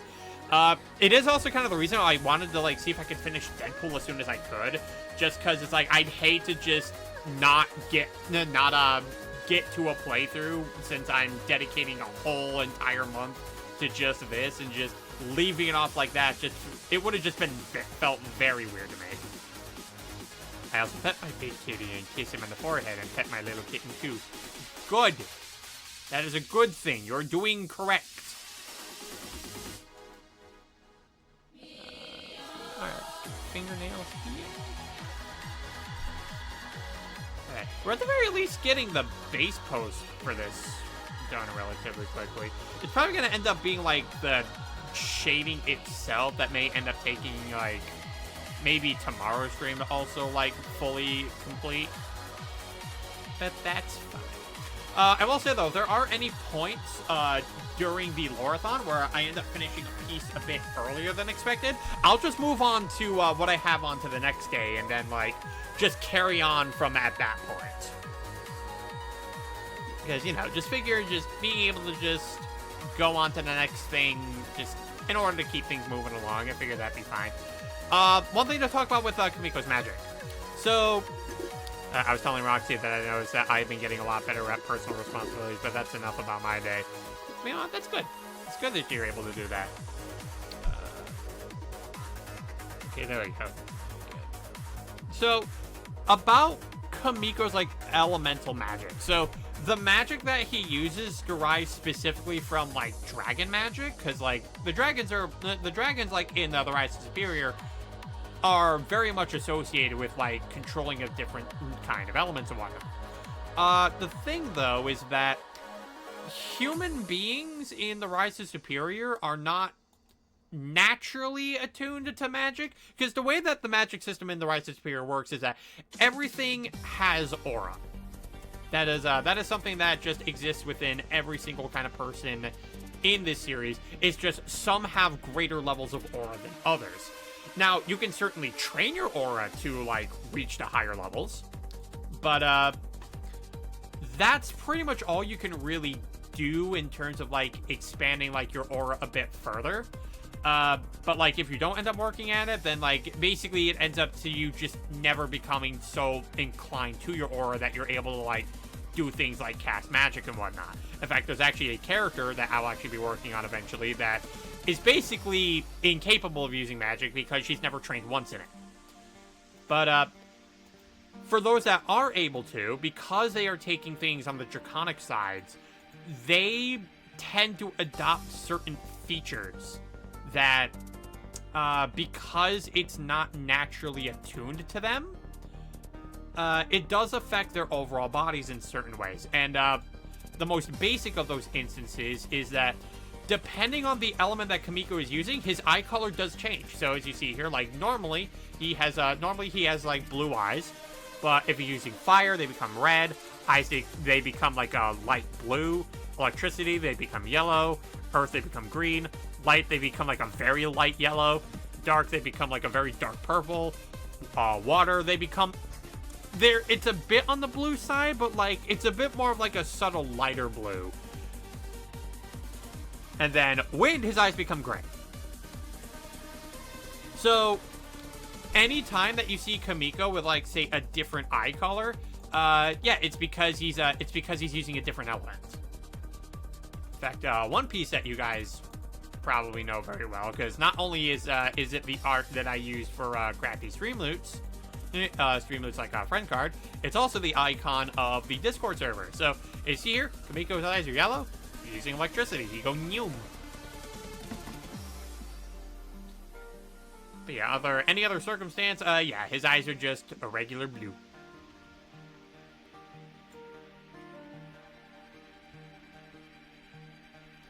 Now, granted, that certainly does, like, give away to people, like, what kind of element that he's going to end up using against someone. Because, you know, they just got to look at his eyes and be like, oh, the red? Oh, well, that means he's going to be using fire. But, the kind of things that he's able to do with those elements is, that's where things get a bit on the trickier side of things. Oh, and, there's an ad break going on for you guys, so have fun with that. Basically, the idea is that Kamiko can just kind of use the different elements of his in multiple varying different ways that he needs to. Basically, think very Avatar: The Last Airbender like type of elemental control. Like he can spray he can spray tons of fire. He can turn his hands into ice blades. He can like have the earth rise from underneath people. Like pretty much just all those kind of things. So it's like while you know like the kind of like element that he's using just from his eye color, you may not know what he's gonna end up using for. Like that's the tricky part.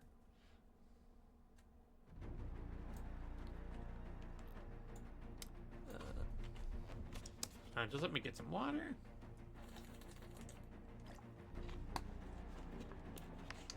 Probably gonna have to end up refilling this a bit later. It's half empty.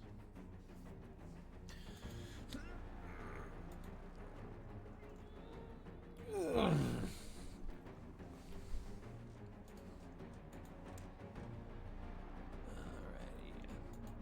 I'm just gonna take care of a couple of things on the side here.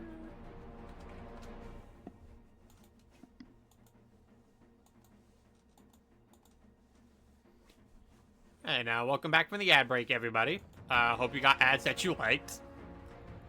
And that they didn't waste your Tim. Gotta hate it when ads do that. It's like, I didn't want this ad. Why'd you give me this one?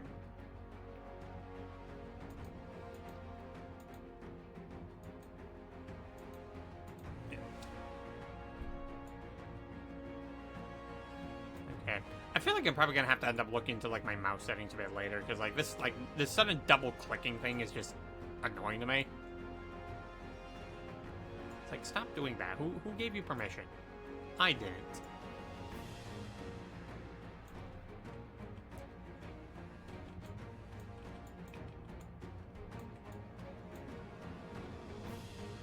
Let's see here.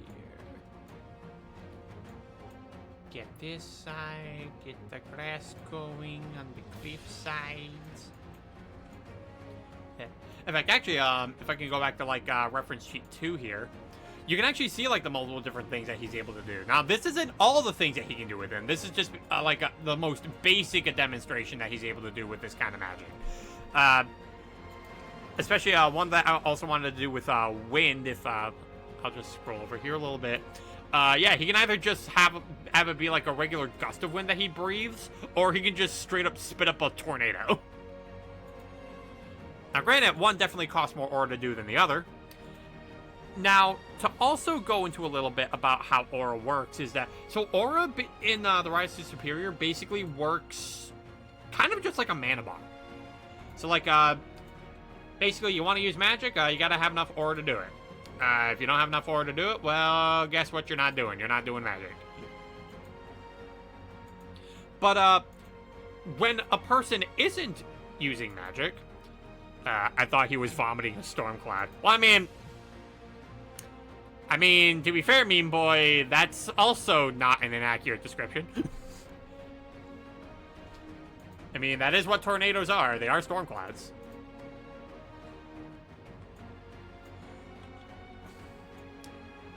But, when you're not using magic, your aura does, like, slowly replenish itself and getting, like, it does get itself to be a little bit bigger every now and then, which is also, like, partially the excuse as to why occasionally you'll probably see the characters, like, stop using magic for a little bit and just go straight up fisticuffs at times. It's so they can try to preserve on their aura and let it, like, grow back a little bit.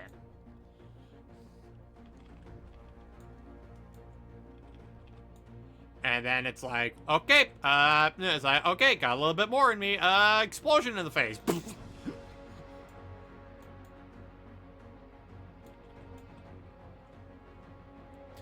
So it's like building your super meter in Street Fighter. Exactly, that's the best way to put it. 100% the best way to put it. The only difference being is that, unlike in Street Fighter, getting hit does not replenish your aura faster.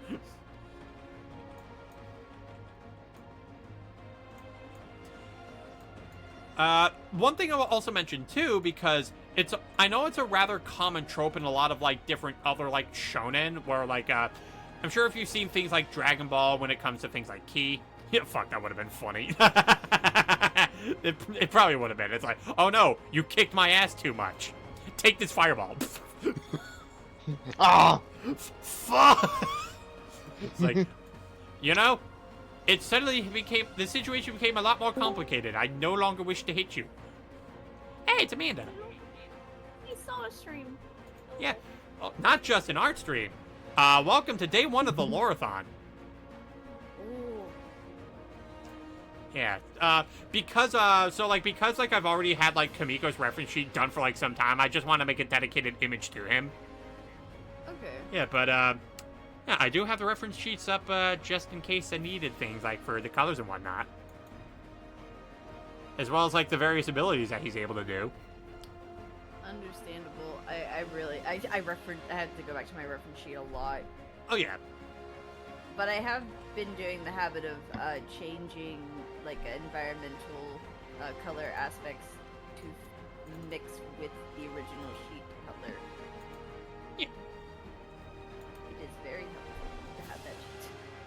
Yeah, listen, it already makes this better than Rebecca Sugar, who's just like, I don't need reference sheets.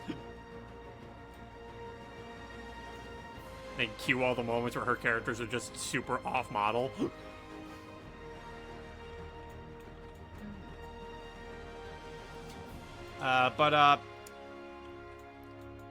Yeah, so like, it is like usually like a typical trope in like a lot of like different shonen anime where it's like, you know, in something like say Dragon Ball, if you use too much ki, you die. In Naruto, you use too much chakra, you die.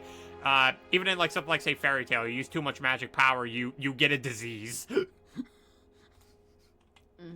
But in the Rise of Superior, using up all of your aura, doesn't kill you because it just means that you're not going to be able to use magic for a while. You gotta wait for that. You gotta wait for your aura to start building back up, and then you can throw another explosion in someone's face.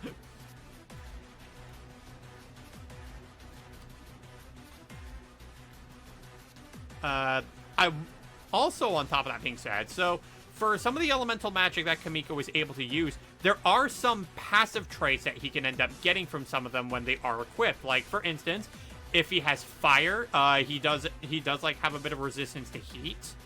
Ice is pretty much that, but resistant to cold. Electricity, though, is where it gets a little more interesting, because basically the electricity will surge through his body to give him super speed. He go Noom. In fact, the one piece of art that I showed earlier, where you see Kamiko like running up the building with electricity surging around him, that's basically just an example of like him being able to like run super fast with electricity. With Earth, it grants him super strength. With Light, he has a bit of a passive healing factor, so like his wounds will be able to like heal a bit slower. Water, he's able to like turn he is able to like turn parts of him like into water. So like it can be like served as like a bit of a defensive tool that he can use, where like, you know, oh, this guy's gonna start shooting stuff. Well, I'm gonna turn this stuff into water and the bullets are gonna pass right through them. That being said, he becomes super susceptible to electric magic because, you know, he's now made of water. Yeah. And then with wind, basically he becomes super light. And he basically gains the ability to use, basically just jump off the air to effectively give him, like, infinite jumps. Or at least as many jumps as his aura will allow him to do until, like, it gets depleted.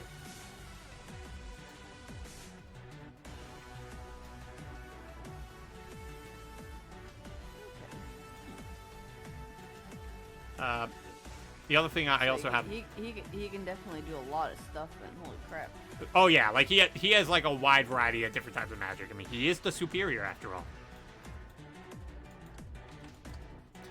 I do also, the other thing I also have to Amanda is that I do have like a pinned message like in the stream itself where if there's like any point where like you have questions about my OC, the story I'm writing, or like any kind of lore tidbits that you want to know about, you're free to ask them and I will answer them within reason. Yay.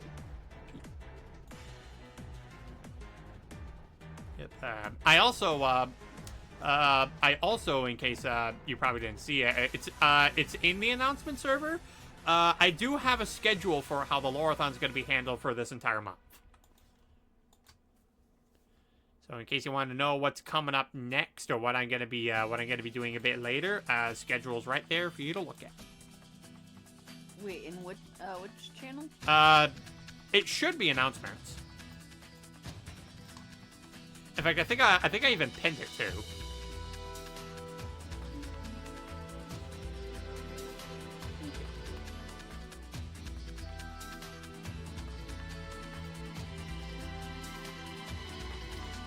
Yeah, and for those of you who are not able to see this as I was doing it live, do not worry, because this VOD will be uploaded to the YouTube. So you'll be able to see it there.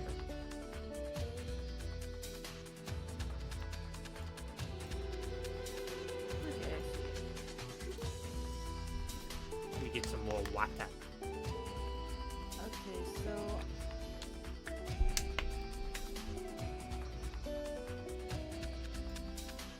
I'll be able to catch up a lot on these. Luckily. Yeah, and that's fair. There's only going to be 2 of them, but I'm not going to be uploading as VODs onto YouTube, and it's part where I talk about Kamiko super forms. Because, you know, it's an anime. Of course he's got to have some of those.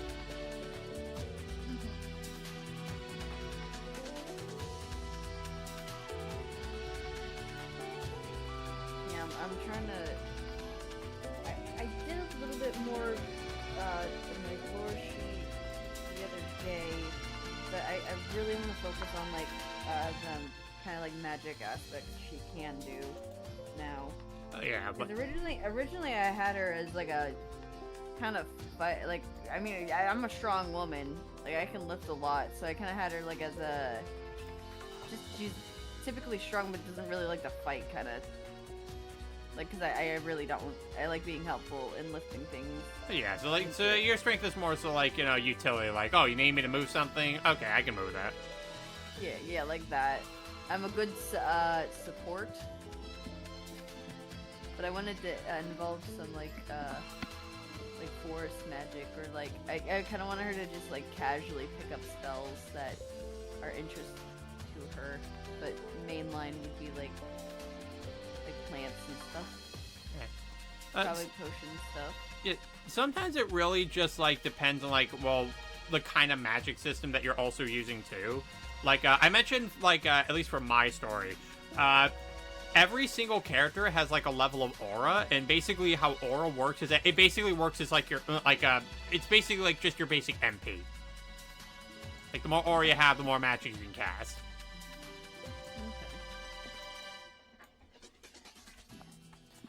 You can, in fact, train that aura to attain larger sizes, so you can actually do magic more often. A lot of human characters, because they're not naturally like attuned to their aura, aren't really magically they're not magically adept to it. See, that's where my luck is coming in, because it's technically she's a forest elf. Yeah. But that being said, humans can in fact be trained to tap into that aura.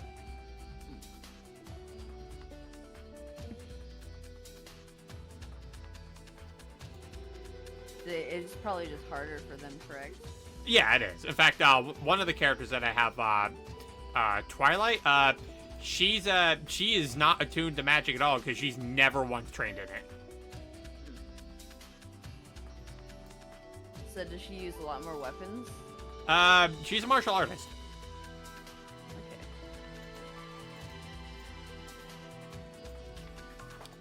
Okay. In fact, yeah, no, part of the reason why I said that I have on the schedule that this is probably gonna end up taking 2 days, because I don't expect to get this done in just this stream alone, because I have to go into work early tonight because there's no second shift.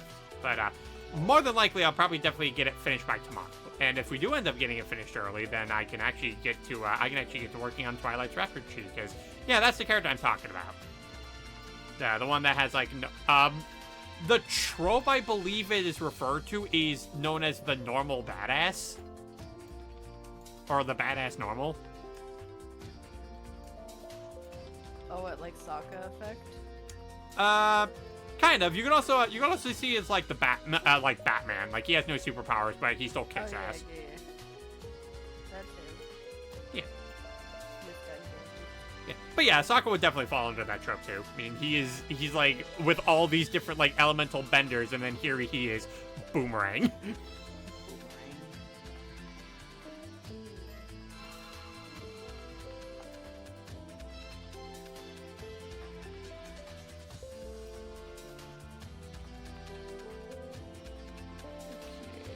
Get this side of the mountain range here.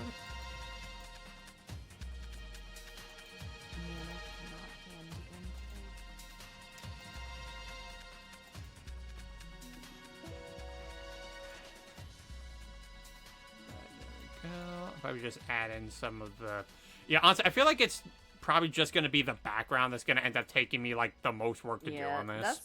That's what I was gonna guess, because it seems pretty background heavy. Yeah, well, more specifically, because, you know, I'm drawing rocks. Sometimes that can be pretty relaxing, though, especially, like, if you, like, do a sunset. Yeah.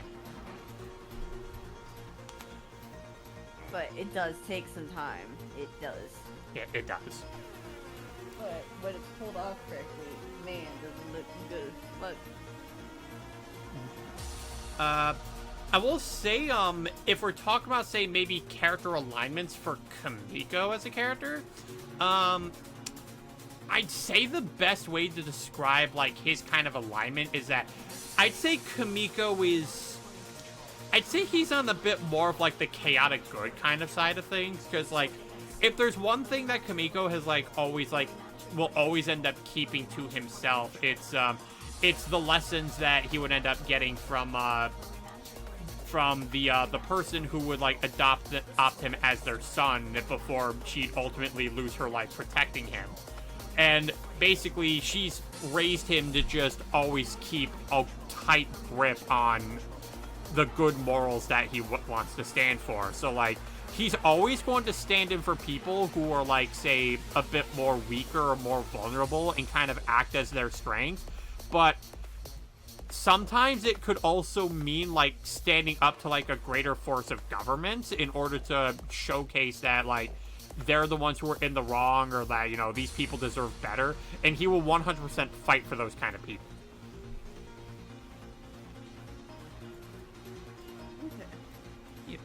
He's a good boy. In fact, he's such a good boy that he also rarely swears too. That's a little more. Yeah, Kamiko can sometimes be a little baby. I told you guys watching the stream, I just use him as an icon on here. I do not act like him as a character. Kamiko is going to fight the government. Yeah, because a lot of people probably get the impression that he's your self-research, right? Yeah. Fun fact, he used to be. Yeah, that's what I feel like. I feel like that's how you used to portray him back in the day. Yeah. But then it's like, after I started actually going a bit more into his character, I'm like, you know what, I think it'd be interesting if I started doing this. And then, yeah, he just started becoming drastically different from me. In fact, at the start of the series, he's also, because he ends up living, like, his entire life as an orphan, he wasn't able to get an education, so Kamiko's also kind of simple-minded.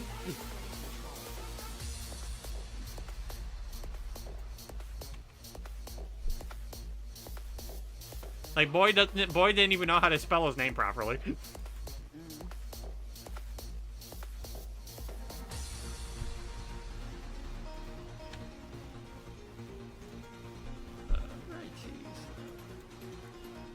Now time.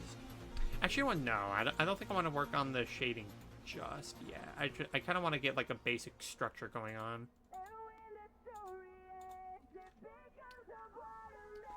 We're gonna get some of the trees going on here. Head empty, no thoughts, just good boy. Yeah. That being said, because he lived a lot of his life, like, out on the streets, it's like on his own. While he may not have book smarts, it did give him street smarts. So, like, it is part of the reason, like, why he is definitely, like, more on the acrobatic side, because he's definitely had to do a lot of running. So he's had to, like, know how to do, like, a bunch of different, like, he's had to know how to, like, take a bunch of shortcuts when trying to run away from people, knowing how to parkour so he can, again, get further distance away from someone maybe chasing him down. You know what? It perfectly translates to the kind of armor that he wears, because, again, his armor is, while it does protect his more vital areas, it's also supposed to help provide him, like, enough flexibility that it doesn't slow him down.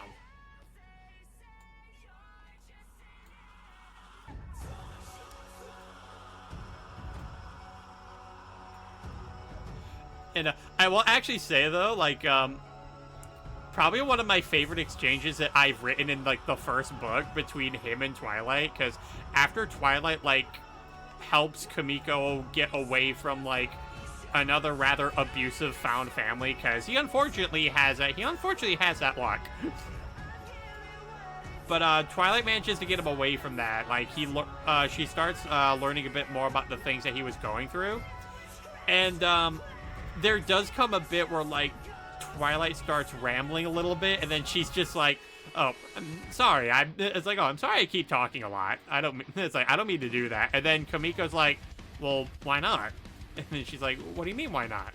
"Well, I think nice people should talk all the time."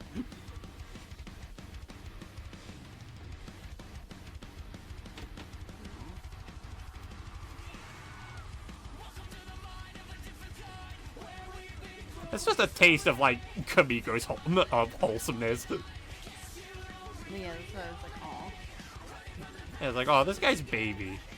This war's gonna fucking traumatize him.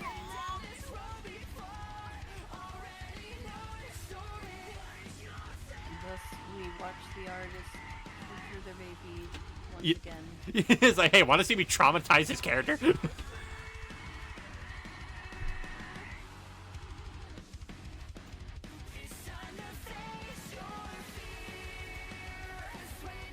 I mean, hey, like, when he's even, like, taken in by Twilight to be treated to a proper family, and he's actually given, like, an actual, like, decently cooked meal after so long, he actually does break down in tears.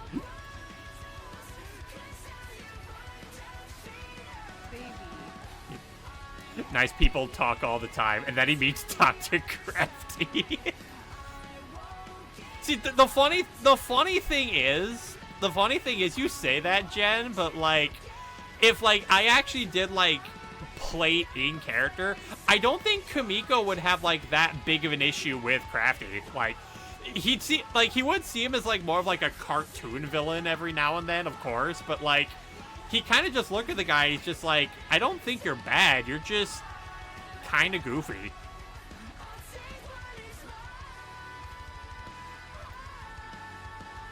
Like, it's really more so, like, the super deplorable people that actively gets Kamiko, like, pissed off. Like, that's how you get this look from him.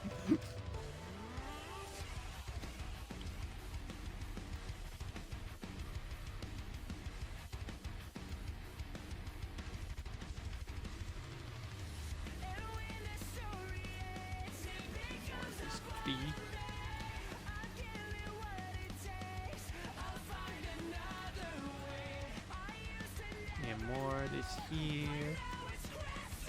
Like, trust me when I say this, Jen, if Kamiko were to ever meet, like, if we're ever to encounter, like, say, a scumbag, like, say, Strahd, that boy would be sent flying through every single corridor of Castle Ravenloft.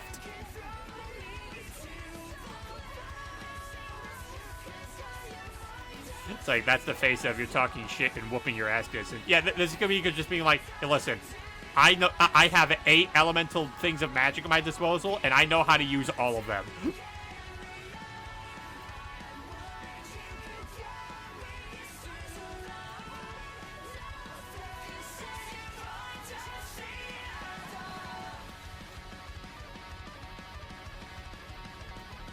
Yeah, definitely start out. Kamiko definitely has a lot of good boy energy to him. Now, granted, it is something that doesn't really go away throughout the series, but something that does become a bit more prominent with Kamiko is that he definitely is not afraid to, like, stand his ground for other people. Like, the way that, because I mentioned before, like, one thing that Kamiko absolutely will not stand for is when he sees people, like, obviously getting abused for not being as strong as the person that they're being berated by. Like, oh, you want me to get a cursed Pokemon fun fact? Now? Okay, I will okay, so let's see. Cursed Pokemon fun fact. So here's one for you. So we all know about the popular, Skitty and Whalelord pairing that, oh, they're in the same egg group. That means you can make the little kitty fuck the whale and you'll get a baby. Fun fact, Skitty is not the smallest thing that Whalelord can breed with. the smallest thing it can breed with is actually a little wishy-washy. Oh. Oh, poor wishy-washy. Yeah. Wait. Yeah, wishy-washy can breed with Wailord. And also, if you want to go even more cursed, did you know Wailord can breed with Diglett? I mean, that's probably going in it rather than it going into it. Yeah, you know what I mean. But Diglett going into Wailord rather than Wailord going into Diglett. Yeah. Considering the shape. Yeah. I thought it would have been Joltik. Nope, it cannot breed with Joltik. But Diglett and Wishy-Washy? But I mean, Wishy-Washy makes sense, but where the fuck? Which Diglett? Yeah.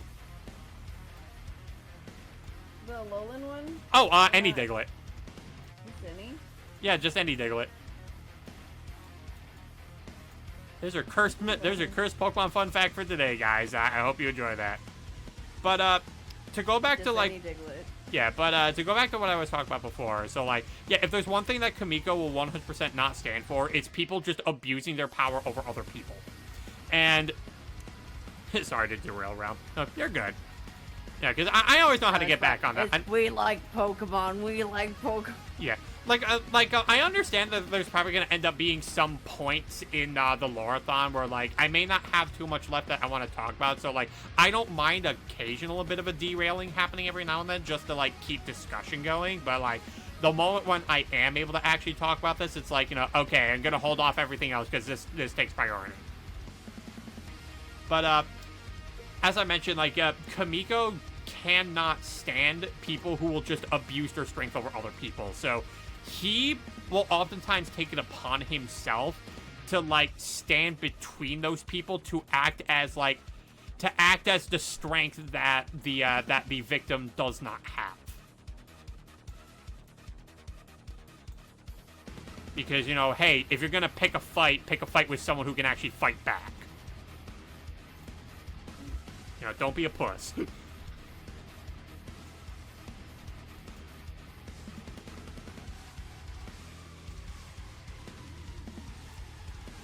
It's also why, definitely one of Kamiko's, like, biggest character flaws that he does end up having is that, Kamiko is not a guy who likes to run from a fight. Yeah, small derail, hey, Realm, about Kamiko and D&D and how you broke the game. Yeah, that is something that happened. It's a big reason why, I'm just like, so, I'm not using Kamiko in a D&D campaign. So, Danny was running a one-shot. And, yeah, Danny was running, like, a small little one-shot that, just to try to, like, get into the DM shoes a little bit. And, I believe it was just with, me, Jordan, and TP. Like, and I think it was actually the first time we were introduced to TP as, like, character Mimi. I don't think Mimi, like, really did all that much in this mini-campaign except hide herself. And poor Jordan was trying so hard to hit stuff, but the dice gods were not on his side. Meanwhile, here comes fucking Kamiko, just literally soloing every encounter in the game.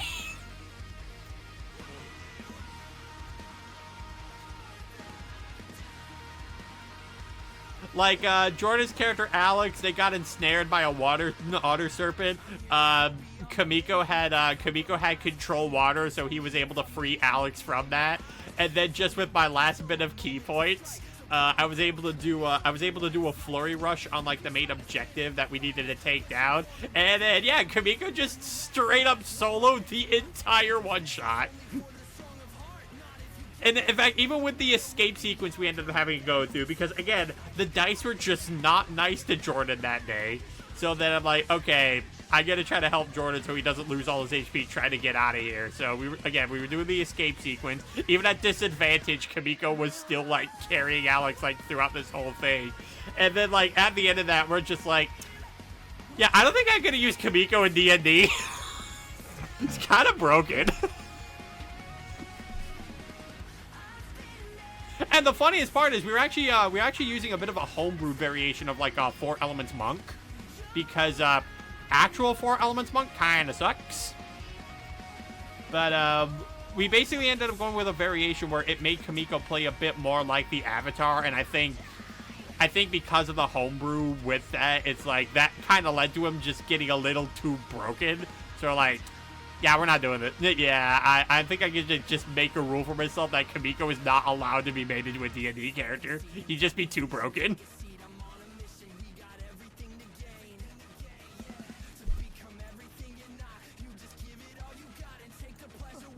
And welcome back from the ad break, everybody. I hope you got ads that you enjoyed.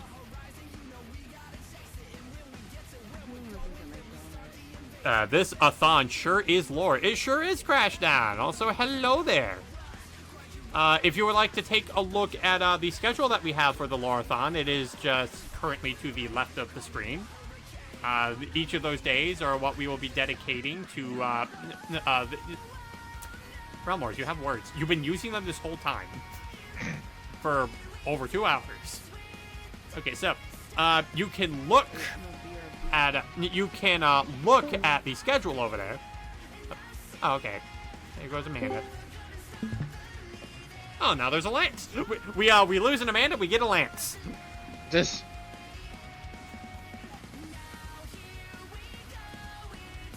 What is Kamiko's favorite meal? I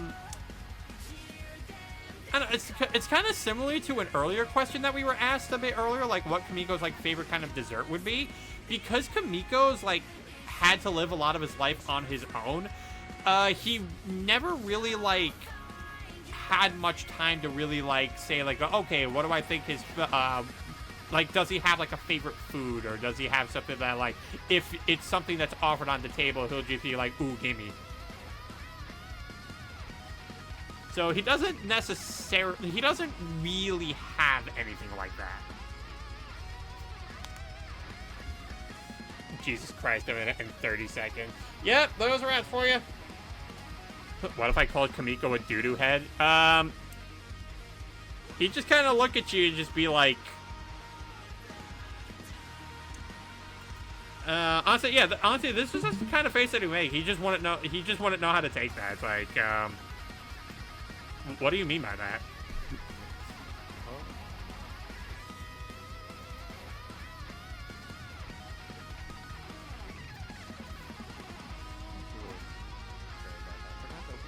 Oh, Lance, you are very quiet. I know. Oh, okay. Here, I'll try to turn you up a bit. Goku sees food is for me. Well, I wouldn't say he's so much like Goku in that respect, but just more so like, because Kamiko's not really a foodie type of character. Like, I know that's like a typical like shonen trope for like a lot of characters, like they're just obsessed with food. Kamiko not so much. Like, if you offer him something to eat, he'll just be like, I mean, okay. It's like, I'm not picky. Yeah, he's not picky. But where's Iwakenja? I believe on the schedule. I will be working on him on Wednesday the 10th. So don't worry, I'll get to your boy. In fact, you know what? Crash, just for you, I will show you a bit of the reference sheet that I was working on for a little bit, because man, look at this boy's faces.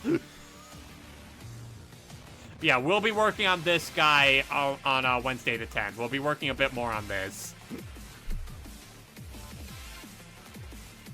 For now, it's main character time. Is that a Catboy rival? No, he's not a Catboy. He just his hair just looks that way. But no, he fights on the same side as Kamiko. We'll get to a bit more of him when he becomes a bit more of the main talking point. But I will say for Kamiko though, another thing that I also have a bit standoutish about him, and it's something that I ended up kind of establishing for the Rise to Superior after some time, because I wanted to have a bit of an explanation for why Kamiko is able to fight for like such a prolonged amount of time without either breaking a sweat or... Oh, there goes Pikmin. without No. either breaking a sweat or needing to take like a breather. And initially, it ended up becoming a bit of a twist that I had that I ultimately ended up scrapping because it ended up becoming a lot more complicated to explain than I wanted it to, and I felt like I needed something a bit more simpler. So the initial idea, so if you've played Xenoblade Chronicles and you know about the fate of one Shulk, basically it was going to be the same idea with Kamiko here. In fact, I had that twist before Xenoblade did it, so it owes me royalties. But basically, Kamiko's body was actually dead the whole time. Like, he actually died in birth, but the reason why his body is animated now is because he would have had a dragon possessing his body and basically just kind of reanimating it like, a bit of a control center or whatnot. But because of that, because technically he's died, a number of different of his functions were not necessarily needed to keep his body living. So, like, he wouldn't need to care about breathing, he wouldn't need to care too much about blood loss, he wouldn't even need to worry about hunger or even drinking, because, again, he's kind of dead. Like, a lot of those functions in his body don't work anymore, and they're not needed. But, again, it's one of those things where, it just became one of those things where it's like, it just got harder and harder to explain to people, to the point where it's like, you know what, I need to make this a bit simpler. So that ended up coming to the creation of what I call superior traits. And I figured this would be something that I could give to each individual character, because I feel like, now while I understand something like, say, Avatar was able to make different elemental usage, like, something that could happen, but like, because of like the different amounts of magic that are able to be used in the Rise to Superior, I wanted to like have something that's like, okay, a lot of these characters can use like some of the same abilities. I want to like be able to incorporate some things that are at least differentiate some characters' skill sets from one another. Like maybe some other like niche things that they're able to do that can benefit them in battle differently compared to others. And then that's when the superior traits came in, because I can actually make those unique compared to other characters in the series. Now, for Kamiko's superior traits, I refer to it as breathless. So yeah, the boy does not need to breathe. And now you're probably wondering, well, okay, so how exactly does that work? And how it works, actually, is that it is, typically what helps us being able to breathe is that, blood, oxygen, and energy is cycled throughout our body, and it's our blood that helps pump that better throughout our body, so it actually keeps us functioning. Kamiko, his blood doesn't do that. His aura does it for him. And because aura is constantly cycling, and surging through your body, it's what basically allows for his trait to allow him to basically not require him to need to take a breath. It became much simpler to explain.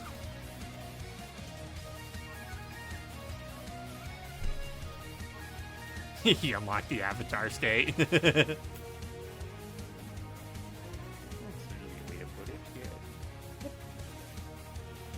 But it's also like a big reason as to like why there's like moments where like you'll see Kamiko maybe take a lethal hit from something, but like he'll still keep going because it's like, wait, you should be dead.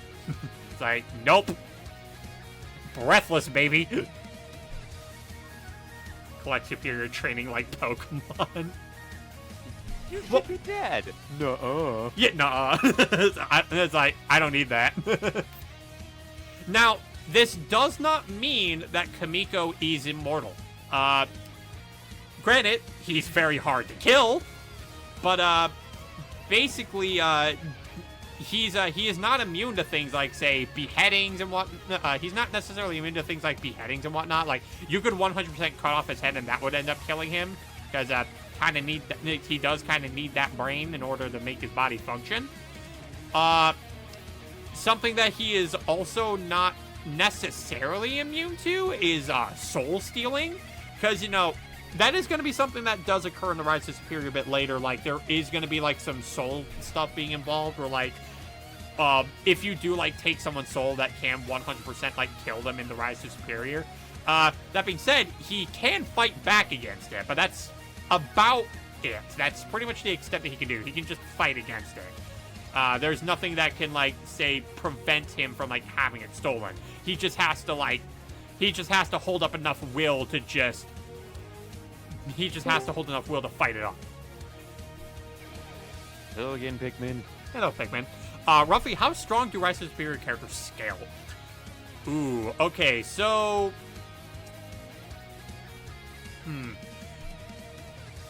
I can't necessarily go into too much detail on this, just because it does kind of like, I don't want to like give away too much about how far that I want to end up taking the series, but like, I guess if there's a best way to describe it, it's that let me put it like this. Crash. So multiverse shenanigans is just a common thing with Kamiko just being able to do. So in order to like really make him like the strongest of his kind, the power scaling definitely goes up to how much Kamiko would truly need to adapt to those kind of worlds in order to like remain a strong protector of like the multiverse and whatnot. So basically just think that.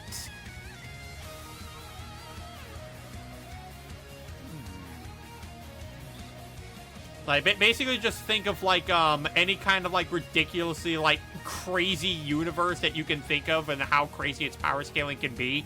And just think in your mind, Kamiko can adapt to that.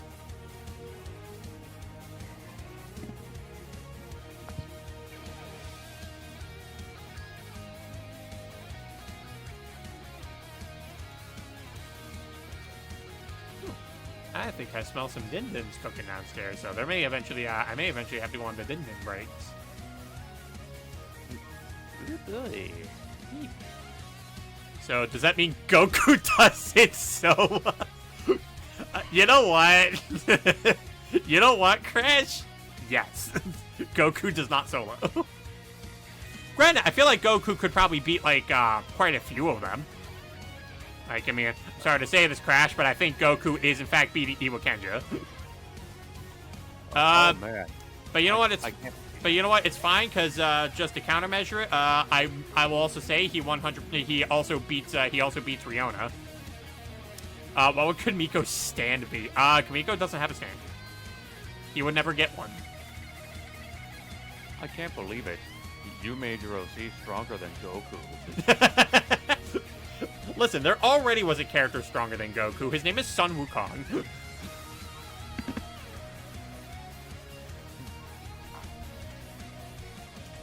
You know what? Fair enough.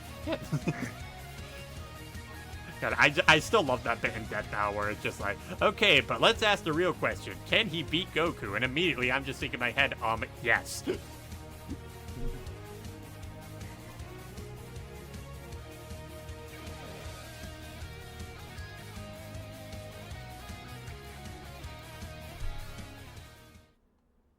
Nah, not dark enough. There you go. Kamiko is a Hamon user. I guess you could say that. I mean, he can use light magic. Ah, welcome back, Amanda. Hello. Oh, Sorry. hello. I felt my sugar dropping, so I had to go get a donut. Oh, no, you're good. You're good. Yeah. I was just asked the ultimate question about, in terms of power scaling, how the two my Rise to Superior characters compare. And the best way to describe it without spoiling too much of how far I want to take this, basically just remember the fact that the Rise to Superior like has a lot of like multiverse shenanigans going on. So just think of like, just imagine like one of the most ridiculous universes with like the craziest kind of power sets, and just keep in mind that Kamiko can adapt to that. Oh god, what if Warhammer 40k?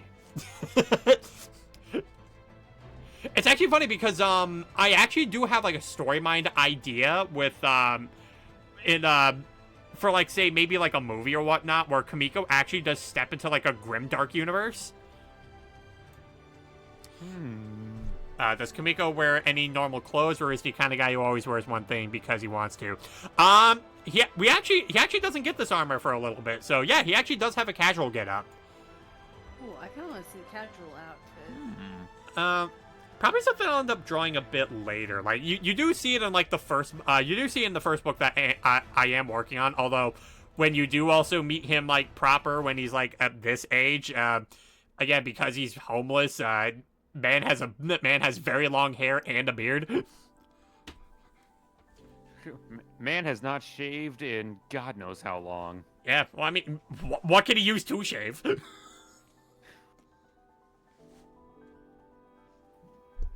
Kamiko can solo Jujutsu Kaisen. What could he use to shape? Fucking, I don't know. Figure it out. Yeah. Yeah, because, you know, again, Kamiko had to skip out on his education because he ended up being homeless at the start of 5. Speaking of council So clothes, that's young. probably like something I need to consider more when drawing my original characters, because I end up drawing like way too many complicated designs here and there. And it's like I need to find a simpler way of drawing them. Yeah. Yeah. But does Kamiko beat SpongeBob? Okay, here's the thing, Crash. I actually have like a funny bit with that, because I do plan on having Kamiko be like super freaking powerful, because aside from, you know, just of course, you know, that kind of being like the whole point and main destination of a story, it is also to like kind of spite those kind of power scaling wars. So I have this rule in mind when it comes to when you want to like challenge Kamiko to something. It's like, if you can make him fight whoever you want, I'm fine with that, but just understand, the moment that you have to get Toon Force involved, just know that I have won when making a ridiculously broken character, because you had to cheat. Because Toon Force is cheating. It's funny cheating, but you still had to cheat.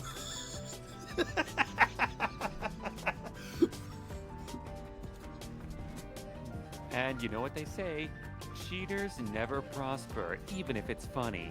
Yeah, like the most I will tell you is like, look, it's at least funny, but all you did was prove that I made a really stupidly strong character, and that's what I wanted to do.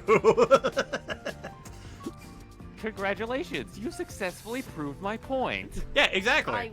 I wanted to make the Mary Sue, and I did it. Yeah.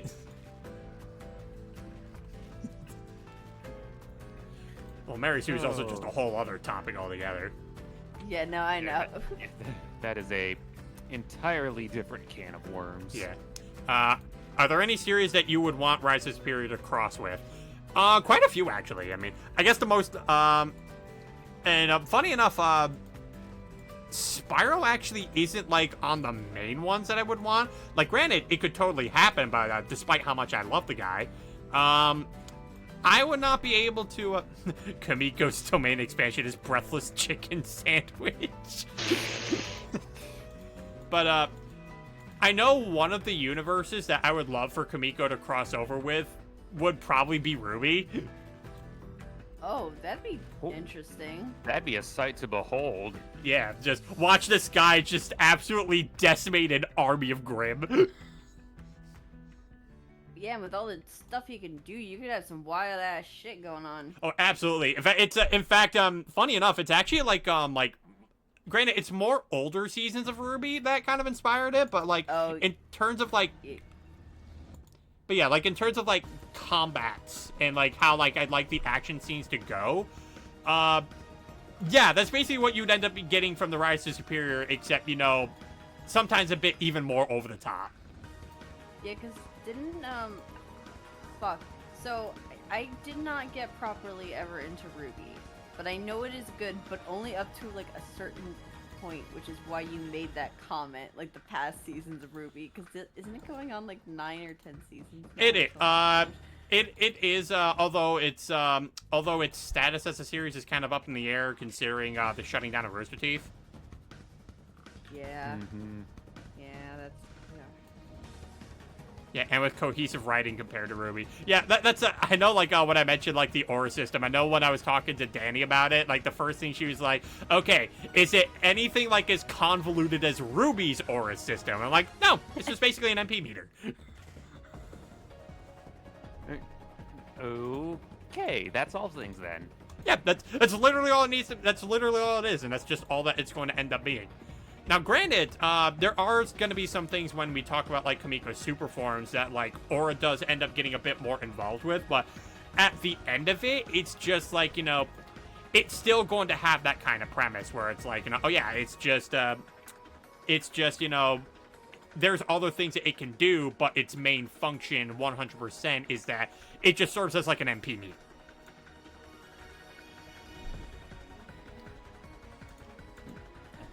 Yes. Again, this also has to deal with the fact of, you know, Pikmin's earlier comment about simplifying some complicated designs. Most of the time, I like to abide by the acronym KISS. Yeah, Keep it simple, stupid. Yeah, exactly. As for other series that I wouldn't mind, because it's my all-time favorite anime, My Hero Academia, I would totally have Kamiko crossover in that. Whoo-wee. The League of Villains won't know what hit them. Yeah, it's like, listen, I could have Kamiko beat up All for One.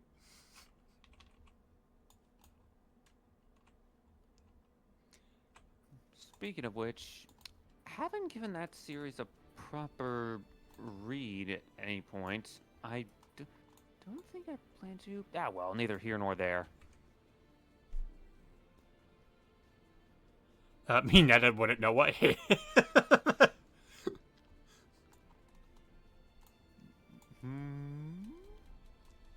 Yeah, and you know what? Because of my love-hate relationship for the series, I would also let him cross over with Naruto. Oh boy. Say, hey, you guys want to see Kamiko beat the shit out of Madara?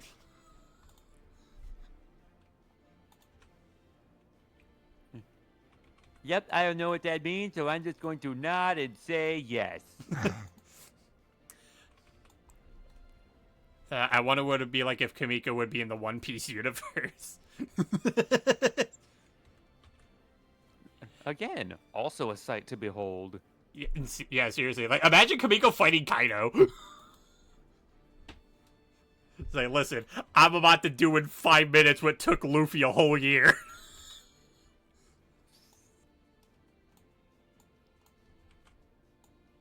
And that's how you actually do that. Actually,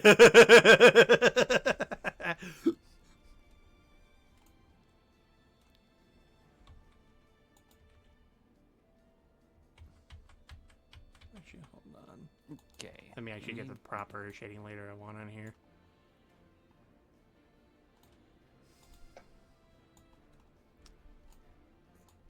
That would be one. I'm trying to think. I did have jokes with Jordan where, like, I would tell him, like, yo, could you imagine the Rise to Superior crossing over with, like, say something like D&D, like, oh look, Kamiko's now in Curse of Strahd. Oh boy. Yep. Also, wait. Yep. I may have been late to the party on this one, but wasn't there an earlier topic of conversation where adding Kamiko to D&D would break the game in half? Yes. Yeah, I did talk about that because it did. My friend Danny was holding a one-shot to, like, try to get into like, DM shoes. And, the dice were hating Jordan. TP, I think, was mostly just hiding because that was, like, part of their character. Meanwhile, Kamiko was just soloing everything. Like, yeah, like, he beat every, like, he was fighting every enemy encounter. He was taking all of them down single-handedly. He got to the main objective that we needed to destroy, destroyed it himself, and then even had to help carry one of our party members, like, during the chase sequence. And, like, at the end of that, I'm just like, okay, so I'm never using this character in D&D again. It's like you pulled up to the friggin' session making a legally distinct Superman. Yeah. And the worst part is, he was only level 3! He was a level 3 monk! I'm not sure whether to be terrified or impressed. This realm I had multiple accidentally terrible did joke in old that. That one user in Elder Wing called Let Me Soul Earl. Yeah. Iwa Kensho would never. Yeah, I just had a cursed idea, Kamiko in Stardew Valley. Hey, listen, if Kamiko needs to like be given a break, you know, he should be given a break. That's just his time off, really. Yeah. Actually, another setting I would also totally be down for Kamiko doing a crossover with, Berserk. Ooh, now there's an idea. It's like, oh, Griffith, time for your ass whooping.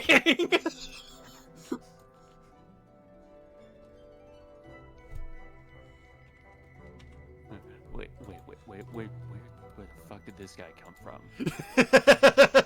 Griffith actually looking at Kamiko, squaring him up, just being like, well, no. He's like, wait.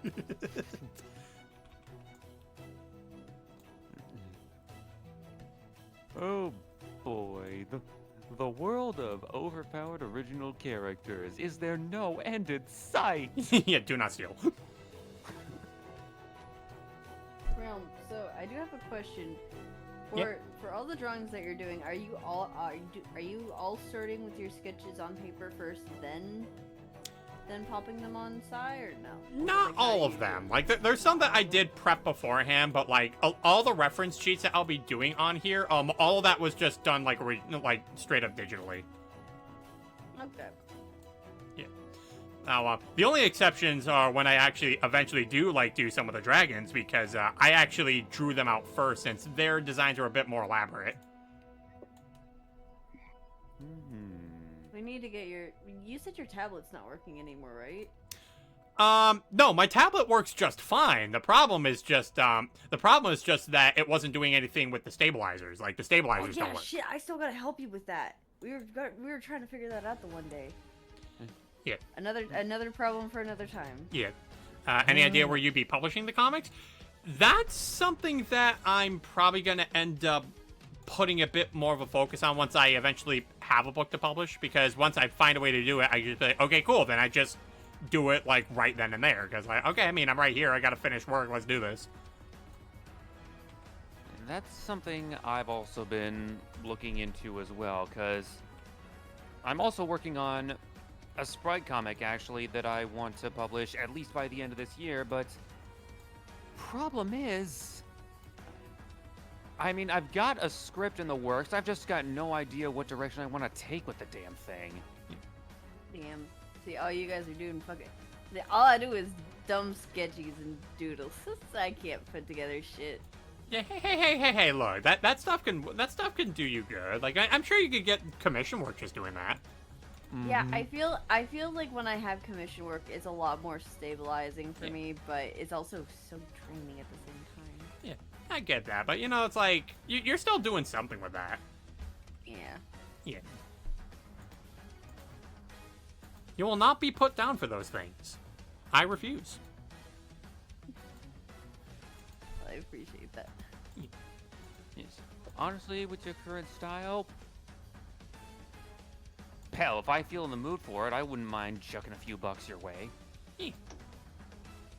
Thank you. I just gotta get back into just being able to fucking line art things and color things in a full day. I just really died off on that. Yeah. Compared to me, who does it every single day. You got the skill, I got the attention span of a gnat. Yeah. Welcome to the club. Damn, Lance was cut off by ads for me. Oh no. Can't believe the toaster got cut off by the ad. It's like, I'm just giving a motivational talk. Hey, don't worry. You know what? If I get a few bucks to scrape up, I'll throw a couple dollars your way. He died. He died. Why did he die? No, he didn't. die. I killed him. Yeah. Oh no. It's like No! It's like no. I will commission the artist. He died.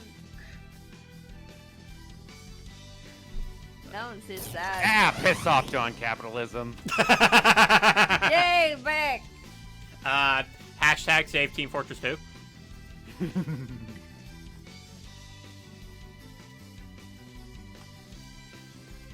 Which, on that note, oh boy, recent events have been looking up? Question mark in that regard. I've been hearing like there's been some things that have at least been coming out of it.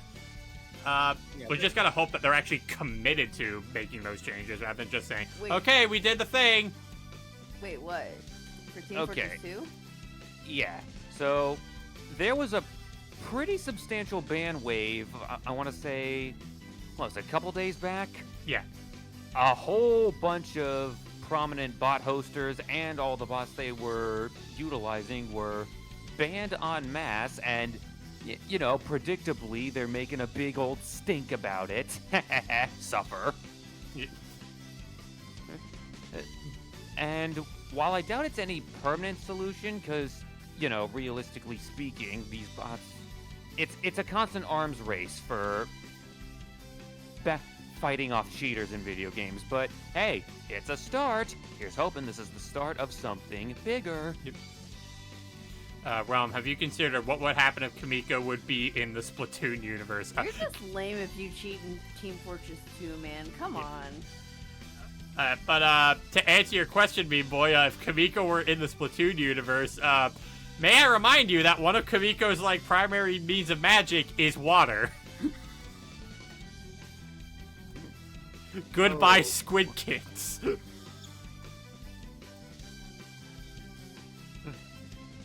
God help us all if he decides to wipe that universe off the face of the earth.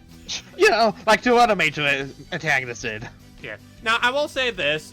Despite that, Kamiko would never use his power to, like, deliberately, like, beat people who he knows would not win in a fight. Because that would go against the things that he fights for.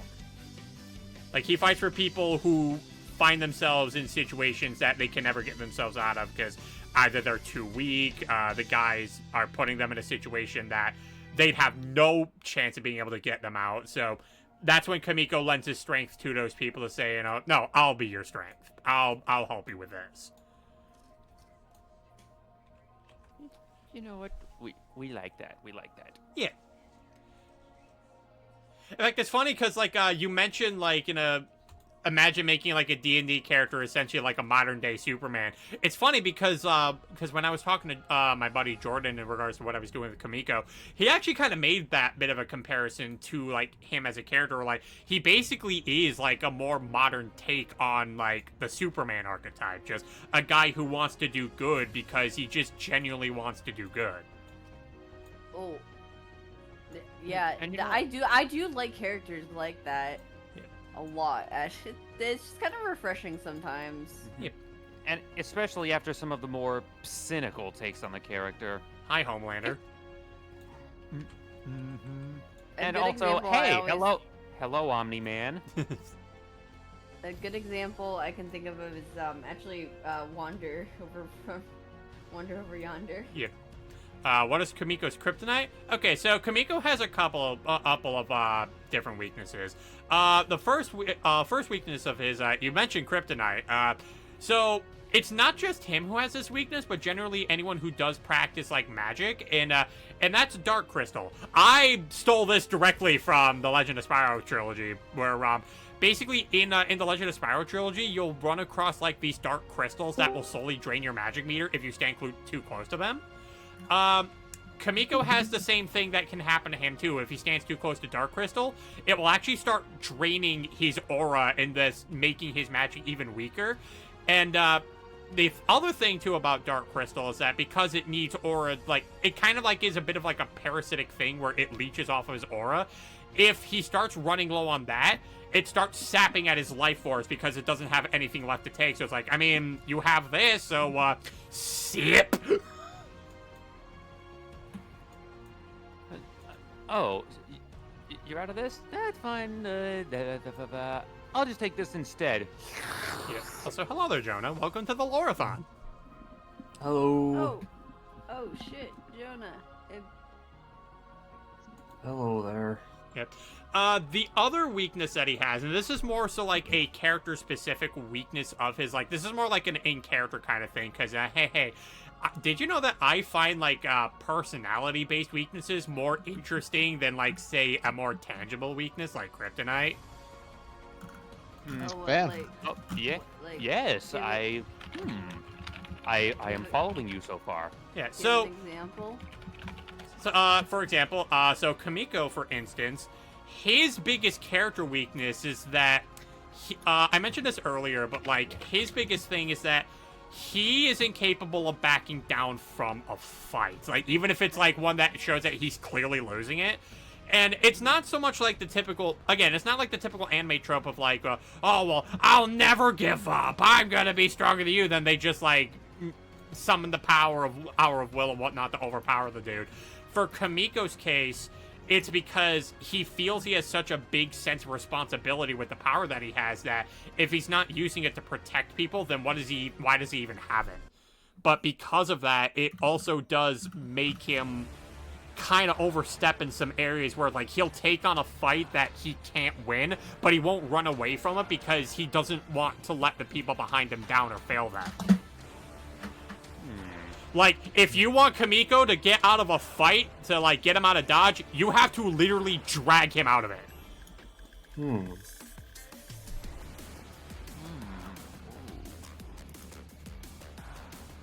So, like, unless there's anyone, like, so, like, if there's not anyone to drag him out of that fight, he is staying.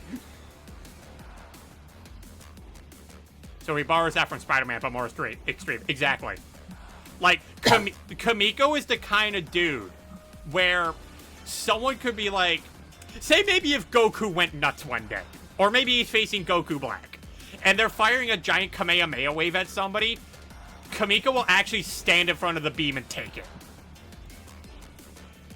Would he just walk through it then? He wouldn't so much walk through it. His more specifically, his plan in that case is just, I can't let this hit anybody else. Huh. You know, I'd rather it hit me and I can just take it than have it hit someone weaker and they die.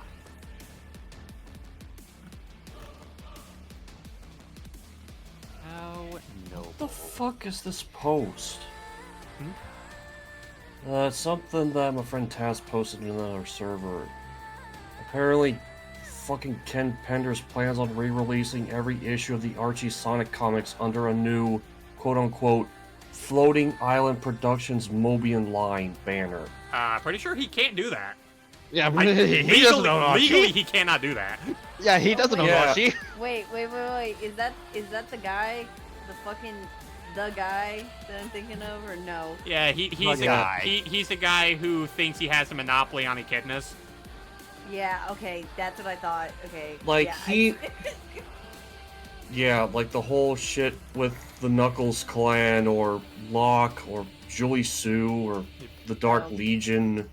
God, it's been a little bit since I've heard him be brought up, but Yeah, it's a... oh god. And he also, I think, he was the one that filed the lawsuit when Sonic Chronicles came out, because the Nocturnus clan was sort of similar to the Dark Legion. Yeah, because Yeah, Penders he is a got really fucking butthurt. man-child. Because the thing is, they might be inspired by the Dark Legion, but Penders did not create the Nocturnus clan. Yeah. I had you first, therefore it's mine. Did you own Shade? Did you drew Shade? Did Yeah. you No, you you didn't. help create Shade? Alright, but hold on. So Crash said was AFK. So I don't know if anyone asked it, but is anything going to be done to balance Kamiko, considering how OP he is? I basically just have the idea like this, because it's like, because my thing is like, sure, he does have a bit of like his weaknesses here and there, but they aren't things that he regularly runs into so often. So the idea I end up just having in mind for that is if he's going to be like extremely powerful, then in his story, things are also going to be scaled to that level to also be able to like at least pose a threat to him. So the enemy side's also gonna have some rather like crazy, ridiculous things that they'll be able to do. Like if you watch the original lore stream, if you watch the original like lore section when I was talking about it in my debut stream, Kamigo does in fact run into reality benders. Oh boy.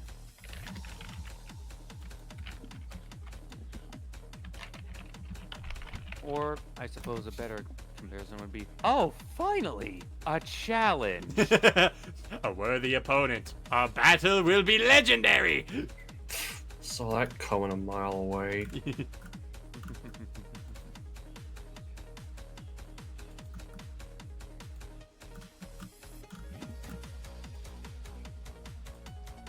Yeah, in fact, to also give you a bit of an idea on like also a bit later, because like I think I mentioned like in the in my debut stream just like some of the arcs that I plan on going through when it comes to the Rise of Superior. Gods do get involved. What kind of gods? How do you like a how do you like a world traveling god that has destroyed many different universes? Yeesh. And gets stronger with every soul they devour. Oh boy, finally a challenge! Yeah.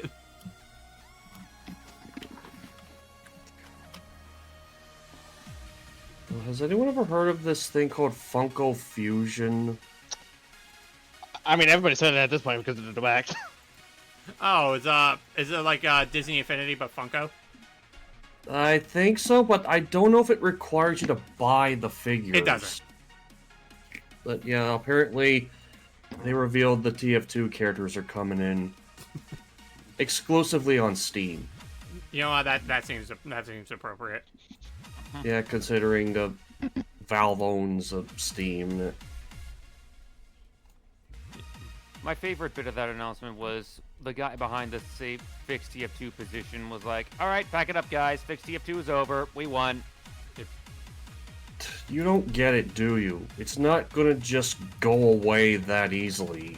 They'll be back. Well, that's why we're hoping that it's not just a one and done thing. We're like, okay, we fixed it, bye. Like it's something that they actually commit to.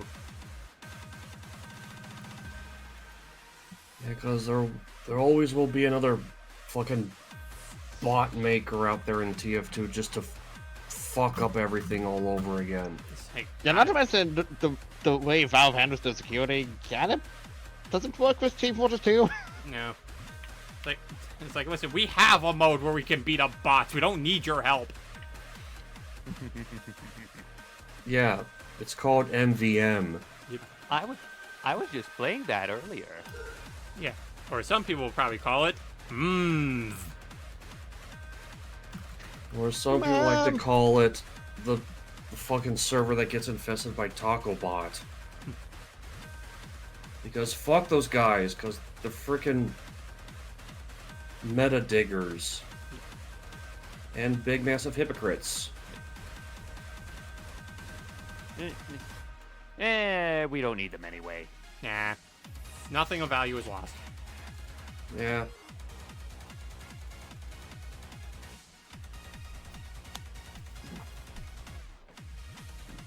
So, okay. In lighter news, oh, look at that. I got the visor shape wrong. Whoopsie. Well, at least I can fix that. Oh boy. Wait, what? What are you doing? I am also drawing. Hey, you know what? Same. Realm's drawing? Oh, how about some parallel play, as the slang term goes? Yay. We love it when people feel inspired by others. Well, in my case, it's more so I'm drawing other people's characters because I'm doing art fight. Oh yeah, that is a thing that's going on. I know Heaton's taking part of that.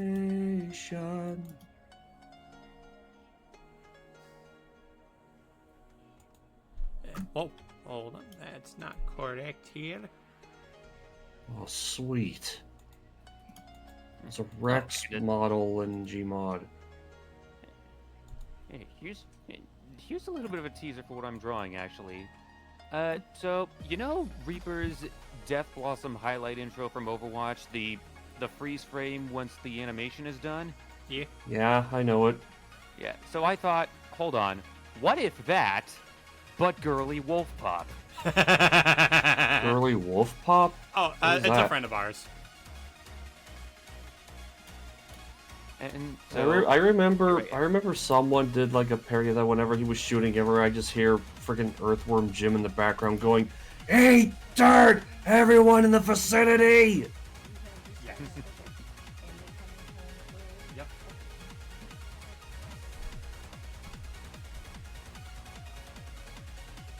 You know, that was just my mom asking me about like the days that I called off from work. That being said, Yeah. I actually called off quite a bit of days from work during this month. Because I like to do that, because as I mentioned, July is the month of my birthday. Specifically, it's the 30th of July. Oh, almost the end of the month. Yep. How far are you into completing the first chapter? I can actually check that right now. Because I have a folder specifically filled with, like, pages that are completed. So right now, the current page in progress is page 43. And out of all the pages that I have... So yeah, that's 40. So yeah, 43 out of 84 pages, which is kind of standard for a first chapter in Shonen. It's actually kind of funny because it's like later, like in a. It's funny because like in a lot of Shonen, like they tend to start out with like a number of pages during the first chapters. As the series goes on a bit more and more, they start getting less and less pages. well, Oh. I guess I'd better brew another batch of cold brew then, because I'm gonna be there a while. All right. Also, looks like Amanda dropped.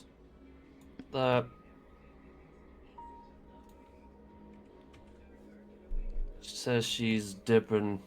Okay. Didn't want to interrupt him.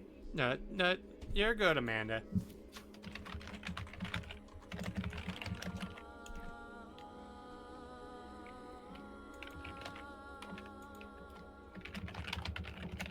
Who was that strange woman? Who is this superhero? Oh shit, it's Kamiko! Run! He's angry. Holy shit, it's Kamiko! Run! Yeah, it's like what? It's like what did you do? I burnt down an orphanage. Oh my god! What gave you the right idea to do this? You have unleashed his wrath. May God have mercy on your soul. I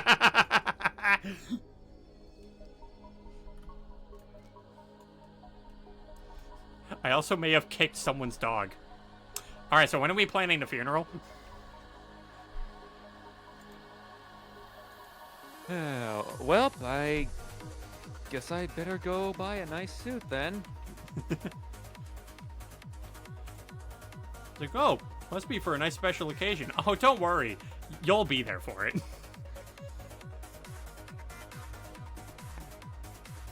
I mean, who else would be the guest of honor? Oh boy, I'm the guest of honor. I can't wait for. He just goes to the gravestone.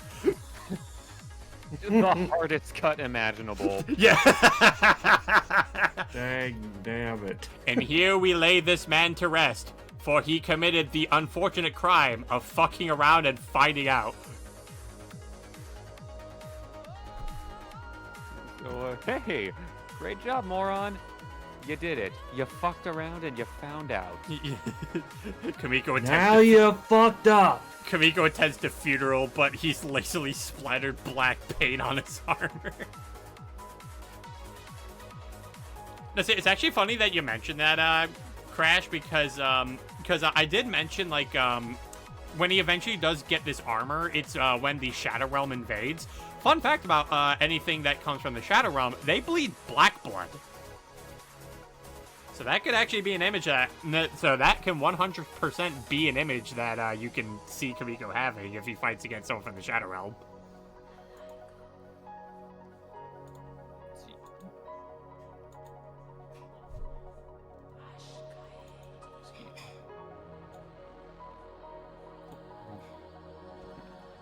Holy shit, this redraw is going so hard already. Alright, I can live with this. Hey, we love it when our artwork goes hard. Absolutely.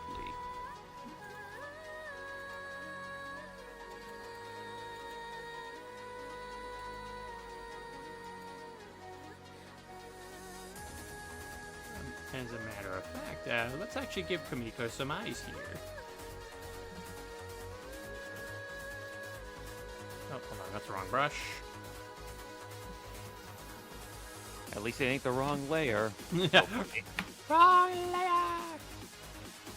So Kamiko killed a guy from the Shadow Realm to substitute a suit for a funeral. Fair enough, I guess.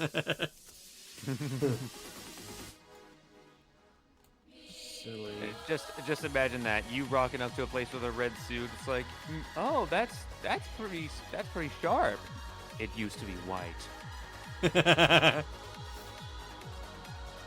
And I'm now just thinking about the episode where SpongeBob and Patrick were fighting each other, and it's just like, and they realize that they have like the color of underwear the opposite of each other. It's like yellow, pink. You do care.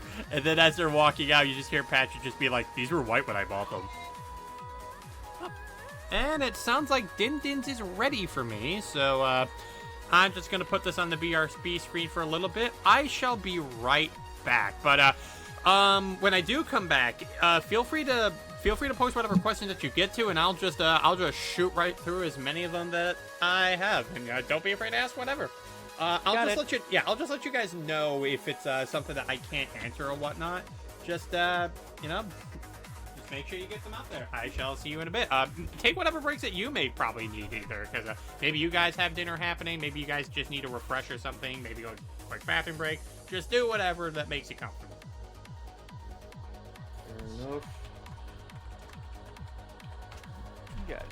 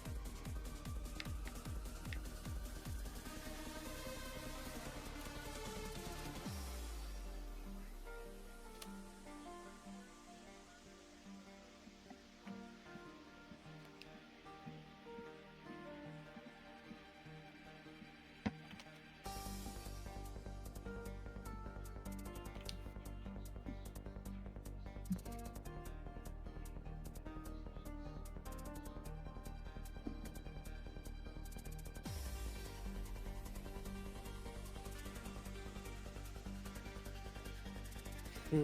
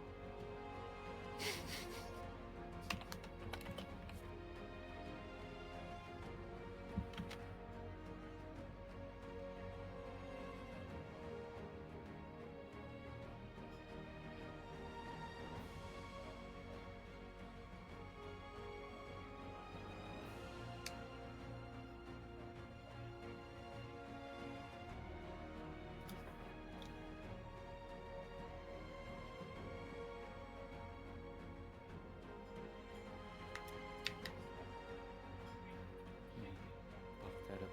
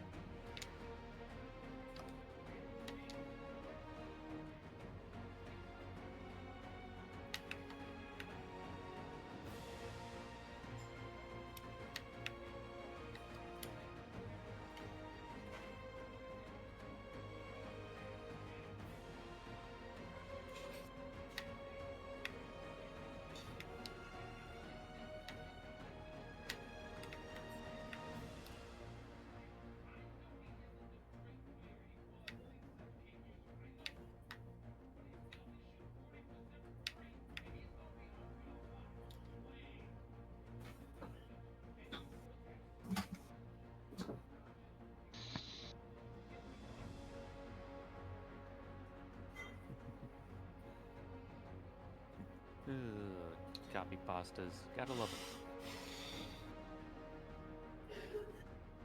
Come on.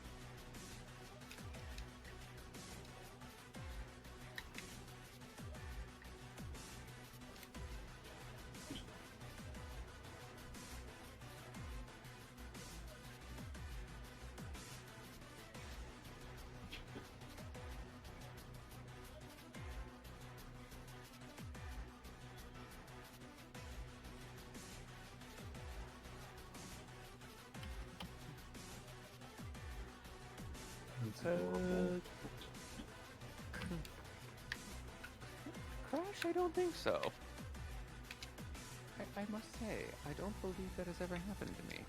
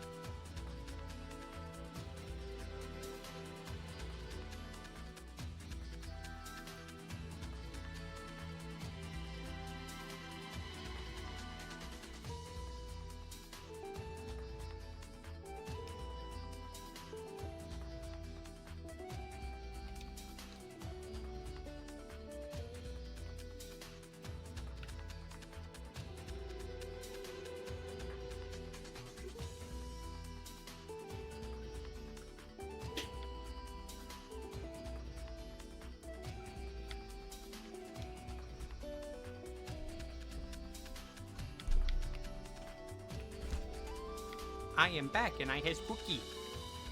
Welcome back. Cookie? I has cookie. We want cookie. Unfortunately, I only have one cookie. Cookie. Whoa.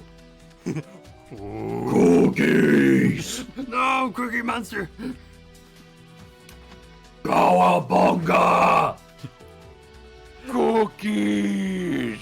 Kamiko, I'm getting my cookie stolen. Oh shit.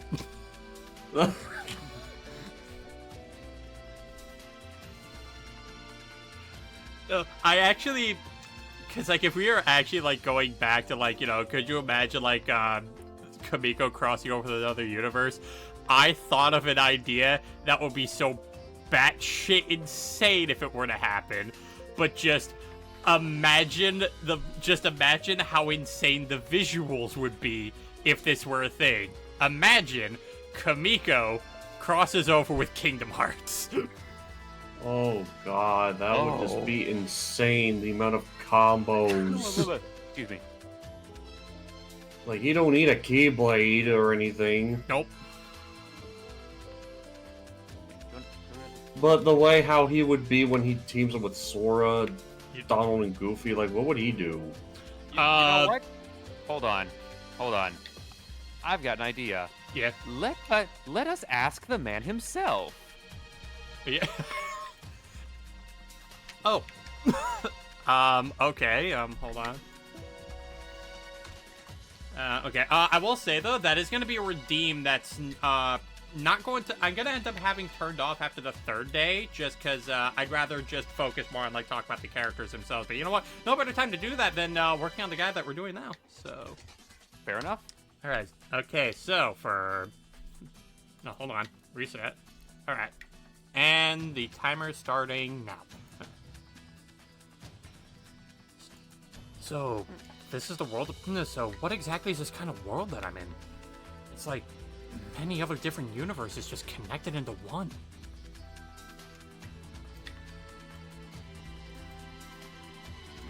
And you guys are just able to traverse through all of these just with a ship? I just have to make a portal and I get there. Well, it's not an ideal method of transportation, but it's all this little conglomeration has. And you're saying darkness is spread to every one of these? Yes. They're called Heartless. Fitting name. There's also this other group of people called the Organization. Organization? What kind of thing do they do? They sort of bad stuff to get other people's nobodies to increase their power. And what exactly is a nobody?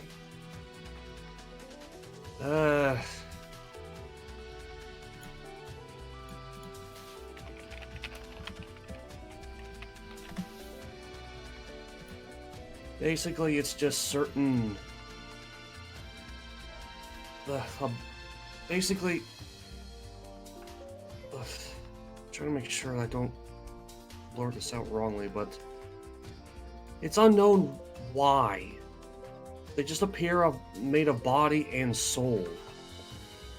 I think the only thing that matters is that they're definitely not on our side. No, they're not. Though... some nobodies aren't evil. Just misguided. Yeah. Then those are the ones we need to preserve. For the rest of them, we have to keep them from hurting others. And that's why our shipmate... That's why how we were able to travel through worlds to stop the Heartless and nobodies. In that case, you can count me on your task as well. I won't let Really? any one of those monsters hurt anyone else. Not when they have no means to fight back. Really? Just take us to where we need to. Okay, by the way, my name is Sora, Kamiko Yomi. and these are my two pals, Donald and Goofy. I take it you guys aren't from the same world as each other. You can say that. I would just know a thing or two. I know a thing or two about multiversal travel. I've practically been doing it most of my life. You have? Yeah. All sorts of different places. Deep in the shadows, deep in worlds of darkness. And even other alternate realities. Some that are similar to where we live, but just small, minute differences. Huh. Alright then, you're captain of the ship. Where do we go to first? Alright then, let's get going. It could just be like any realm they would go to. So, you mentioned this. So you mentioned some person named Xehanort. What kind of guy is he? Well, he's definitely not good, that's for certain. If he's helping the Heartless, I could totally get that idea. Oh yeah. He's bad news. Right. And more likely, he's going to be the person who's going to try to stop us from making his plans go to fruition.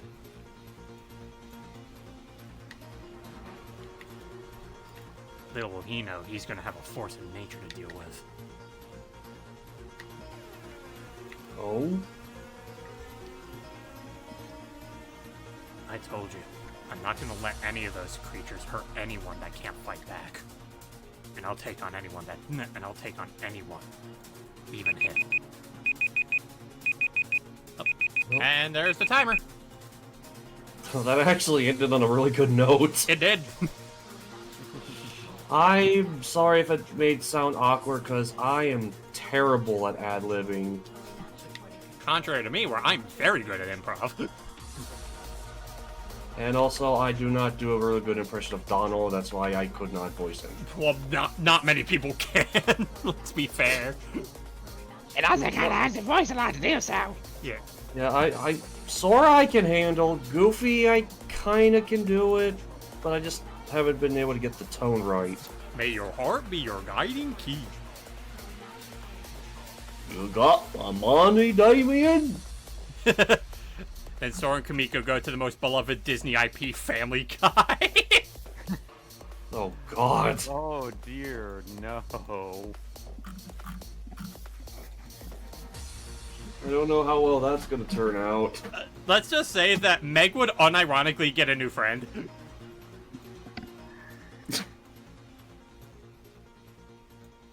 For once. Yeah, for once. Yeah.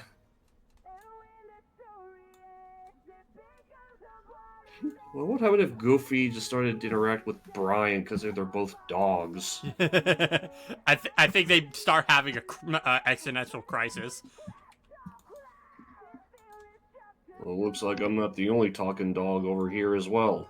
Gorsh. So who the hell are you supposed to be? The name's Goofy. Yeah, clearly. Hello, Cece. Well, there's a Cece in the room. Yes, there he is. Hello, Cece. Hey, Kamiko, remember the time? I knew it was only a matter of time.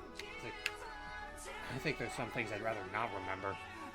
By the way, for those of you who didn't watch the Dusty and Elysian Tale playthrough, or again, if you didn't watch the debut stream, my headcanon voice for Kamiko is Lucian Dodge, who plays Dust from Dusty and Elysian Tale. Cool. Yeah, because the kind of like inflection that I like to give with like say Kamiko's vocal performance is that he's a guy who his vocal range tends to go from someone who knows like how to carry like a bit of like a soft, gentler tone, but can also make himself sound more vicious and threatening when he needs to be. And I think like I feel like if you've heard Dustin from Dusty and Elysian Tale, that's like the perfect, like he has like the perfect like way of showcasing that, because there's times where Dust, you know, has a bit of a softer tone to him, but then when he needs to like be threatening, he can just turn that right on and he just go right into it. I've been thinking about what kind of voices for my characters would sound like. I kind of had this idea of who would voice my Sonic OC, my Frog OC, by the way. And that would be Greg Sipes. The guy behind Beast Boy, Kevin 11, Michelangelo. The guy's a natural. I was thinking more like his tone would be similar to Kevin 11. Right, something like a bit deeper. Yeah. If I'm doing this, I'm going for the A game. Look, you gotta treat a car like you treat a woman. Go on. Fucking reaction. No. The guy is always trying to... Yep. He's so obsessed with his car. Yeah. Listen, he probably had to pay a lot of money for that car. Yeah, true. Does look really good, though. I'll give it that. Yeah. Meanwhile, Kamiko in Ben 10. Oh my god, that... I honestly would like to see that and see what Kamiko's reaction was whenever Ben turns into any of the freaking aliens. He gets into a fight with Vilgax. Oh yeah, that would be awesome. Cece, what's up? You doing well? Now you face the true form of Vilgax. Oh, just wait till we get to the part of the lore stream where we talk about his super forms. Oh? Yeah, I'm not gonna go into them here because it would also kind of defeat the purpose of keeping those as just exclusive as a Twitch VOD. But trust me, when we get to them, you're gonna be hearing some insane shit. Alright. Hey. Or you know what would be like a super hilarious premise? Imagine Kamiko in the world of Hasman Hotel. Oh, you'd probably be able to solve the entirety of heaven and hell. Yeah, like you just see Vox just come in. Val, we need to run.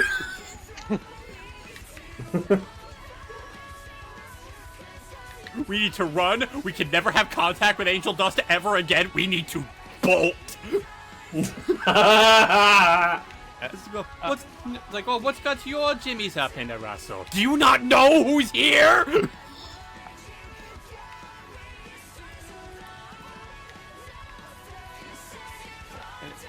No?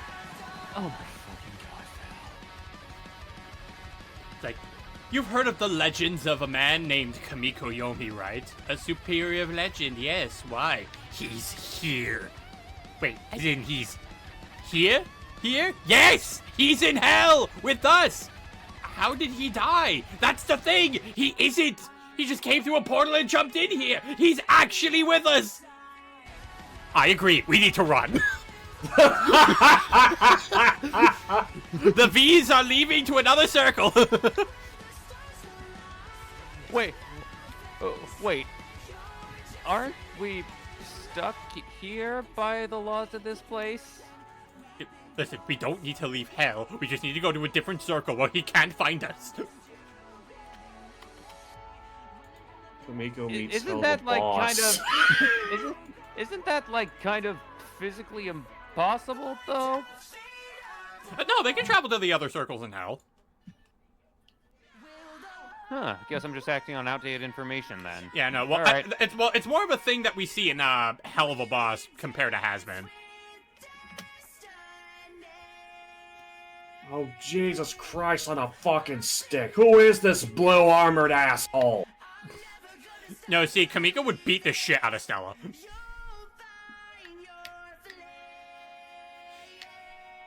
He would beat up, like, all of the other Goetia except for Stolas. Yeah, the moment Stolas sees Stella get beat up, he would just be like, "Ha! That's how it feels, you bitch!"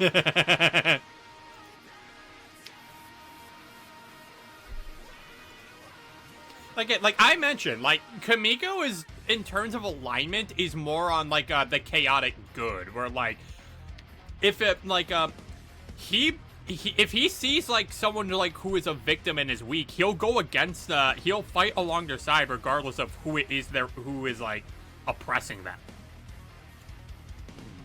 Fair enough. Although, I will confess, I do share in a certain green mad scientist's feelings of, you know, just kind of getting lost with Hell of a Boss's direction. Like, I get it. Shows evolve beyond their original premise all the time, but it's like, I still don't understand how we got from here to there, you know?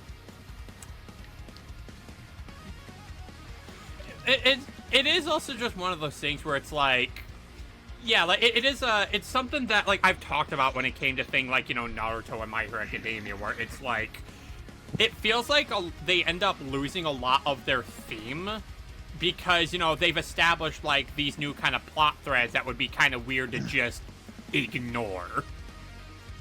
So because of that, it's like, so that way these things just aren't, like, left up in the air to just hang around and do nothing. We start pushing more on this.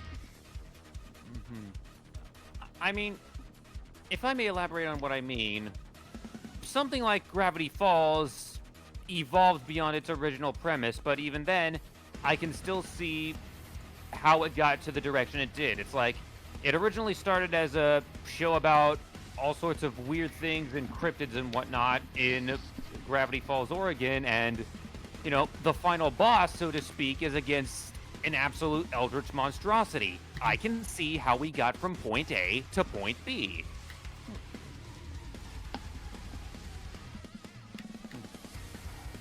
Whereas something like, you know, Hell of a Boss, I mean, I can see the general path of how he got from point A to point B. Like, Stolas in the first episode was like, hey, you do this thing for me and you can have the book for as long as you want.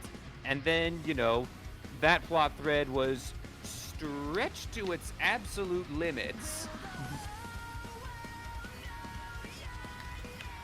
Which I'm kind of... I'll keep my thoughts on it brief, just for the sake of not taking away from the main point of the stream, but... Right. The one episode that, you know, actually committed to that premise that I can still remember, because, I'll be honest, I haven't been keeping up on a lot of it, so take that for what you will. But it's like, Season 1, Episode 4... that was one of the episodes where they, you know, actually delivered on the original premise of the episode. And the thing I hate most about it, the villains sucked. Yeah. Like, they were a complete joke, and not in a way that actually posed a threat to him. It's like, it's I don't like seeing good villains go to waste. Yeah.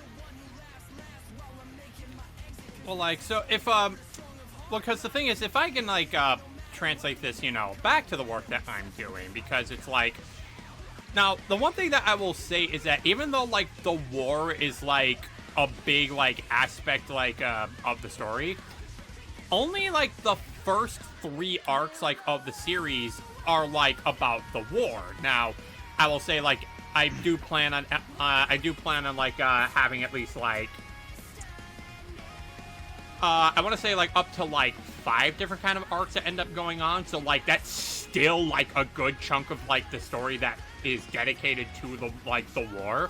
But, like, the other thing, too, that I will say that even throughout all the meticulous planning that I have done, the one thing that doesn't change about all of this whatsoever is the fact that we do focus, we still focus on, like, threats to the multiverse, or, like, people just, you know, traveling to other worlds and everything. Like, that's still a thing that exists. It's just that it also does get shown in other ways in which that's also a possibility that these things do become a threat to, like, maybe people's everyday lives.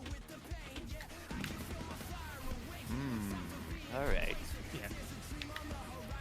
Yeah, because, like, that is initially something that I was worrying about a little bit, just straying too far away from, like, you know, after the war ends, it's like, you know, okay, so what exactly do we do after that? But it's like, you know, okay, no, I'm pretty confident that I do have a way that I can still, like, expand upon a couple of things while still keeping things relatively similar to the premise. It's also why, like, I don't necessarily have, like, any big overarching themes with the Rise of Superior, so that way, you know, again, I don't run into, like, the My Hero Academia or Naruto issue where it's like they establish a core theme, but then they just kind of drop it after some time. Like, with My Hero, for instance, what is the first thing that Midoriya asks All Might in, like, the first episode of the anime?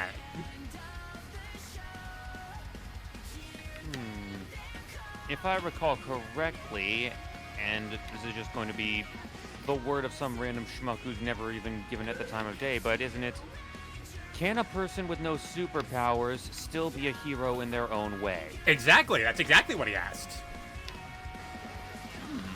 And, as we went further and further into My Hero, where it started, like, evolving past itself, it kind of ends up answering that question as, no, you can't. because literally everyone in My Hero gets superpowers one way or another. Like, even like some of the ones where it's like, you know, okay, so I'm kind of quirkless, or I have like a really lame power or something. Somewhere along the lines, they'll get like a power boost from somewhere, and it's like, oh, look at me, now I'm super, now I'm amazing. It's like, oh, well, I guess you can't be, I guess you can't be something in this universe without a superpower. Or like some characters will just straight up go into retiring as a hero because they got their quirk stolen. Yeah, like no one in My Hero wants to commit to being Batman, apparently. Cowards. Yeah. God, I'd pay for Rise to Superior written by 50 Pop version. It's exactly the same, but there's a swear added every second sentence. Yeah. Or, no, even sooner than that, every second word. Listen, I'm pretty sure Amara herself would just fit that quota already. She's a fucking sass. Mouth like a sailor, eh? Bit of that. Like, she's, not too much like a sailor. Like, she does, like, she probably is the one character who, like, probably does curse the most, but, like, she mainly does it just because, you know, haha, as General of the Army, she's got, the Dragon Army, she's got to train her soldiers somehow, and, one of the ways to do that is to, fuck with their heads. Give them tough love. Gotta break them down so you can rebuild them back up to be proper fighting machines. I've kind of got a character similar to that, actually, for something else I'm working on. Trainer by the name of Ruby. Hey. And I am also, you know, partially inspired by, again, similar to that, IRL military drill sergeants or drill instructors or whatever the hell all the different branches call them. Different names, same idea. Okay. So I gotta ask for understanding the lore. Does Kamiko have a dumpy or not? Artemon, I'm glad you asked, because, yes. The man does, in fact, have a dump truck. Oh. Kamiko, you could skip a leg day. Holy shit. No. No. Lance, you haven't even seen Ryota's legs. That's someone who you're just like, okay, Ryota, you can skip a leg day. Oh, boy. Which, you know, I mean, considering her whole thing is super speed, yeah, that's why I give her muscular legs. Laura, 100% understood now. Yeah! No. I'm not sure how asking if someone has a dump truck ass improves your understanding of the lore, but I'm not complaining. No. He's got a point. But no, like, Art, I can actually talk a little bit about that, actually, because, you can thank Danny for unintentionally giving me that idea. So you guys may know of Danny Roshitsu Rises. This was like way back in the day where, man, the biggest anime to talk about at the time was High School of the Dead. Because, hey, what does zombie apocalypse needs? More titty. And then Danny just makes the offhanded comment of like, you know, it's always women getting like all the sexual teasing in anime. When am I gonna get my anime of male fan service? Where's my gravity defying dicks? And then I'm just sitting here like, you know what? Here you go, Daddy. Kamiko's ass will always be seen in his armor.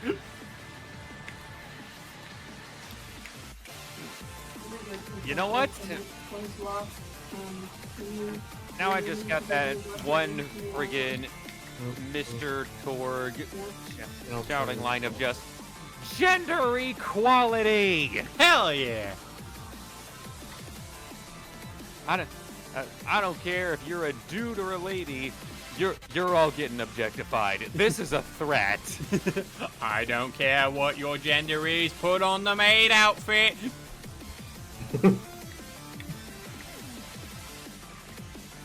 You can't make me.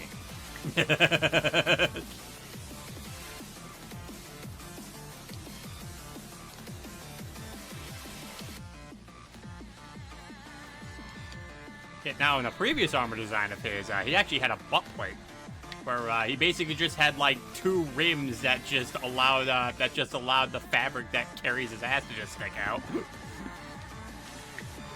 Apparently, the party crashers are now playing Super Monkey Ball. Oh yeah, I saw that video. Alright, how long did it take for Brent to start making monkey noises? Literally the start of the video. I'd expect nothing else. Yeah, of course, it's Brent. And already people are telling me to join the monkey club, and I'm like, no. Never. Will never make me. Will never get me to return to monkey. I don't care if you call it Squad A or Squad W, or whatever the fuck you want to call it. I will never return to monkey. Then will you return to crab? No. You won't return to monkey. You won't return to crab. What will you return to? No, see, that's your mistake. Nothing returns to crab, it progresses towards crab. That's something I don't hear every day. Become crab. You didn't tell me the crab was crab. You didn't tell me the crab was a crab.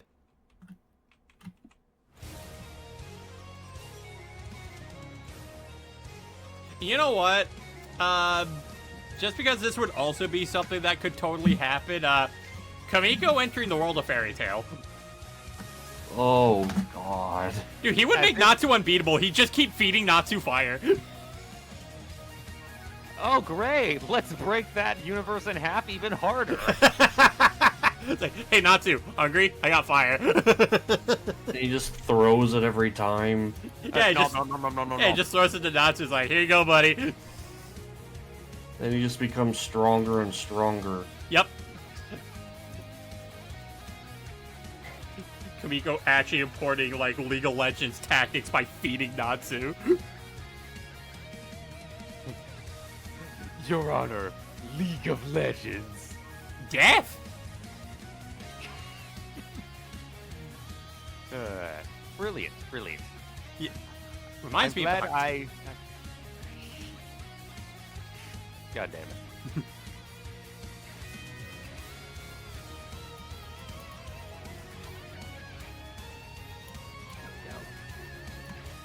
It's like, why wasn't that showing up? All right, it was still on the white color. That doesn't show up on the shade layer.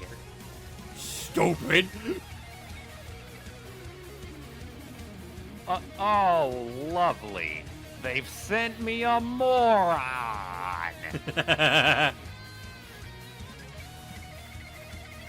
Oh, which, by the way, speaking of that line, did I mention one of my primary inspirations for Ruby that I only just recently realized was Sergeant Arch Dornan from Fallout 2? I don't think you have. Well, guess what? Yes.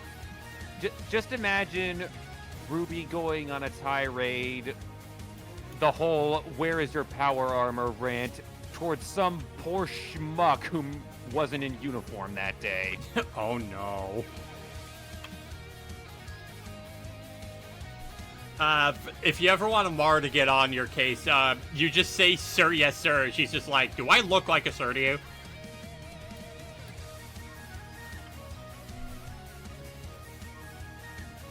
I am not a sir. I work for a living, you moron. It's like, I am a woman.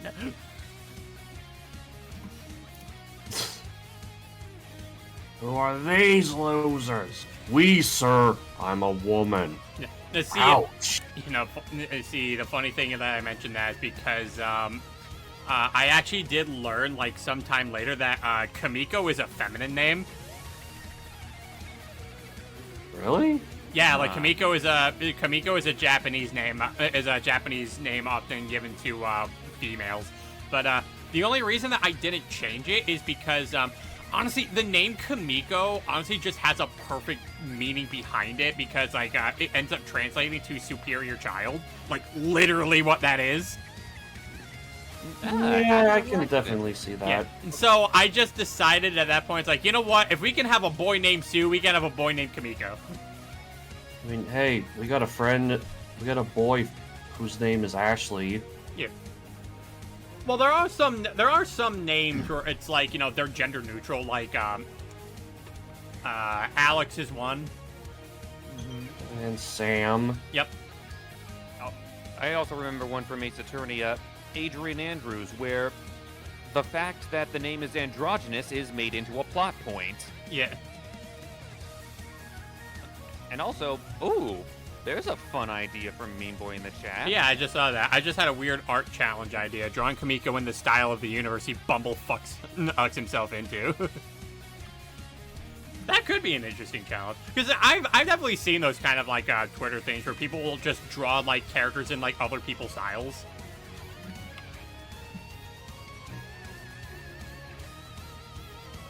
Okay, so I have a confession. I was looking through old stuff to throw out and organize my room around, and I accidentally found an 18+ art I drew. Oh, boy.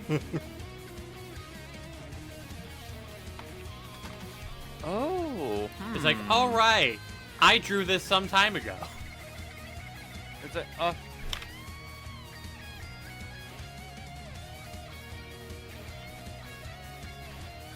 Oh, I didn't know Sonic was in Super Monkey Ball. Yep. I mean, it's Sega, so... Yeah, I was gonna say, but then again, this is a Sega game, so it makes sense. Yeah.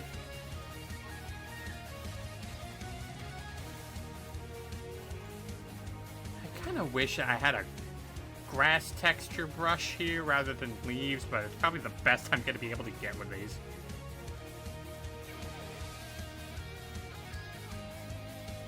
Scribbling Oh. naughty art in your school notebooks? Hey, I can relate. Oh, GOG is releasing the classic Resident Evil trilogy on PC. Hey. Yep. Also, hold on a minute. That reminds me of something. Yep. Apparently, a bunch of old Activision published Transformers game are reappearing on the Steam storefront and other such places. Not sure what it means just yet, but I don't know. Maybe a re-release? Question mark? Could mean that.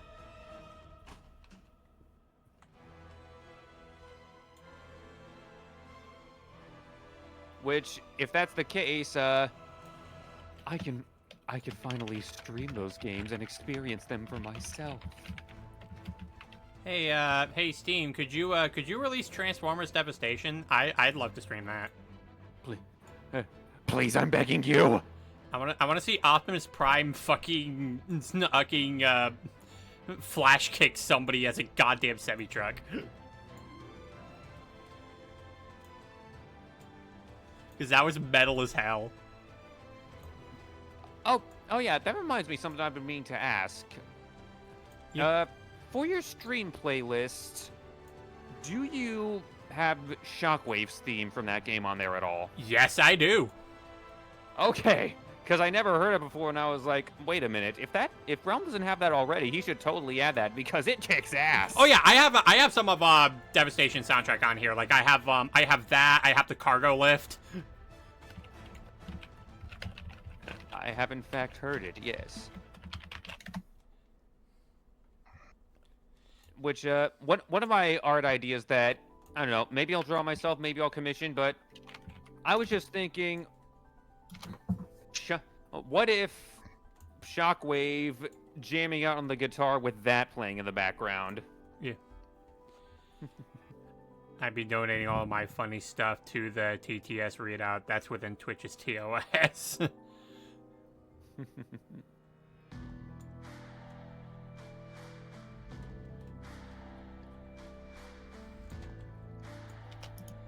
Yeah. I know, like, I remember Jen telling me, like, I should have, like, a redeem for, like, text-to-speech, but, I think I just need to actually get mixed up, like, understand how the damn program even works.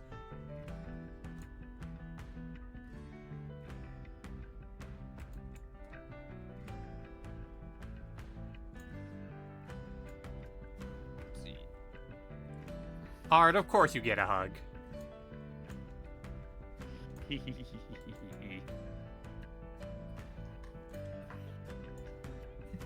Also, Whew. This art piece is coming along smoothly, I'm happy to admit. Yeah. I can say the same thing from my end.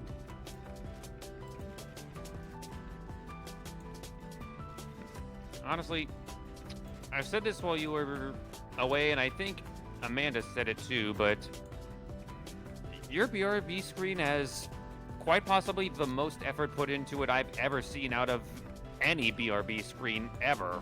Oh yeah, like I loved how it ended up turning out. Like those streams being dedicated to like just putting that together, and it's just like, man, it looks so beautiful. Look at my baby. Holy shit, I did that. I did do that.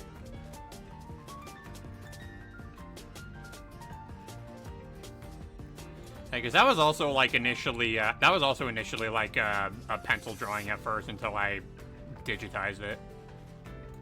It's usually how I go for some of my projects too. Just start out as a pencil piece, digitize it, and hey, presto. Results may vary. There we go.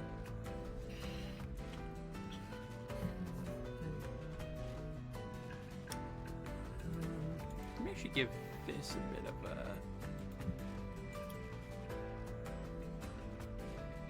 Which, by the way, one of the things I also saw on Twitter for improving line art, if you're drawing with a mouse or otherwise can't, you know, add adjustable line weight via stylus pressure or something, is draw a line, apply eraser as needed, and hey, presto, you got something dynamic. Oh yeah, that's actually something that I do, like especially when it comes to line sharpening. Like I'll like say I'll make like a straight line, and then like say if I need something sharpened, then I just use the eraser to just trim the edges of the line a bit. Yeah, that's something that I ended up picking up because it's like, I mean, I would have loved it to have something like say like Adobe Illustrator where it just does that for you, and then you can just adjust the line thickness however you need it. But unfortunately, Adobe do not like to be nice, and they keep taking that program away from me. Adobe, no good company. They are not. They are garbage.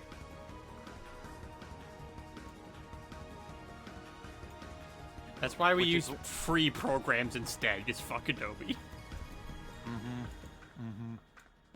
I'm actually jumping ship myself, but don't worry, I'll still find a way to salvage all those old files I got through totally legitimate means. Yeah.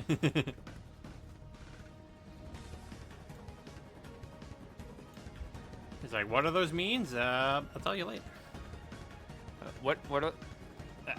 How are you gonna get those back? Don't worry about it. Yeah. I have a plan.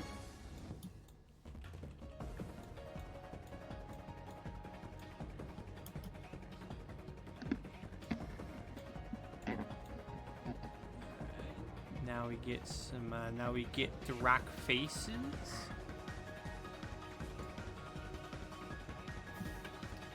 Oh, on this art piece I'm drawing, I almost forgot the ever so important iron sights on the gun. You know what? Considering like a lot of the Rise of Superior takes place in a cave, I've gotten very good at drawing rocks. I still need to sharpen my own rock drawing skills, cause hey, guess what a common Pokemon type is? Yeah, so hey, you, Lance, get good. Yeah, rock. Lance, I don't need Adobe software. Kamiko eats sandwich, and that helps me in a fight. How? Oh, has anyone seen the don't worry about it. trailer of the deluxe remaster of Dead Rising? Nope. Also, I don't know, Mean Boy, I don't think Kamiko would, like, answer, like, in a sarcastic manner, because, you know, again, Kamiko's not a bad dude, in fact. One of the things about him is that he can be nice to a fault. Like, he wouldn't be sarcastic or anything like that. In fact, he's the kind of guy who would 100%, like, jump up to a tree to help a kitten down from it.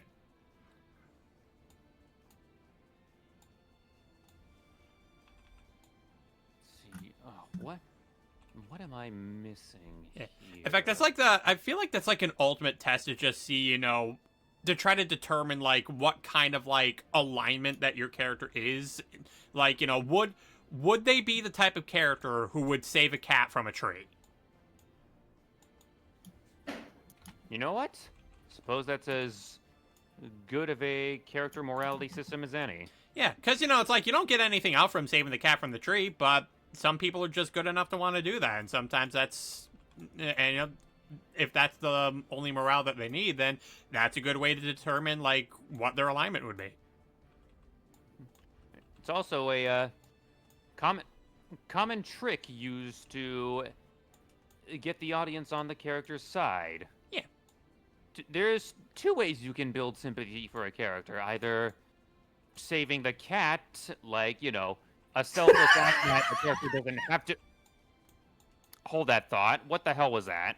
Sorry, I was looking at something. What exactly would that be? I was looking at Party Crasher's freaking Smash Bros. Tournament CPUs only. Oh. Ah. They just got to the part where Wario fights Lucario, and after when Wario does his final smash, he doesn't even bother to recover while the platform he's standing on is slowly going down. Yep. Huh.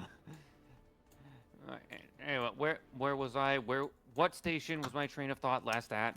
We were basically talking about, like, the easiest way to, like, determine a character morale. Oh, right. Saving the cat.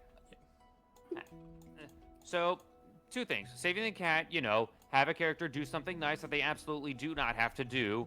Or the alternative method of doing so, kicking the dog, where you bully that character for no reason whatsoever. Yeah. If you want an example of saving the cat in a film, look at Aladdin as he gets an innocent kid out of harm's way after, a camel threatens to trample them. Yeah. For kicking the dog, just look at 2019's Joker, where the very first few minutes of the movie is consisted of Arthur Fleck getting beaten down by life. Yep. Over and over and over again. Yeah. Or if you want a literal example of it, hi Dio, how many dogs have you fucking killed? See, that's the thing. That instance of kicking the dog is very much meant to do the opposite. It is meant for you to, let's just say, vehemently despise Dio. Yeah. See, when kicking the dog is done to a character, it builds sympathy. When it's done by a character, the exact opposite. Yeah.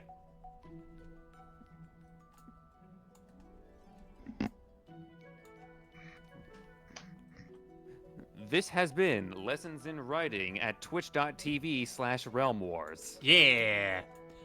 The more you know.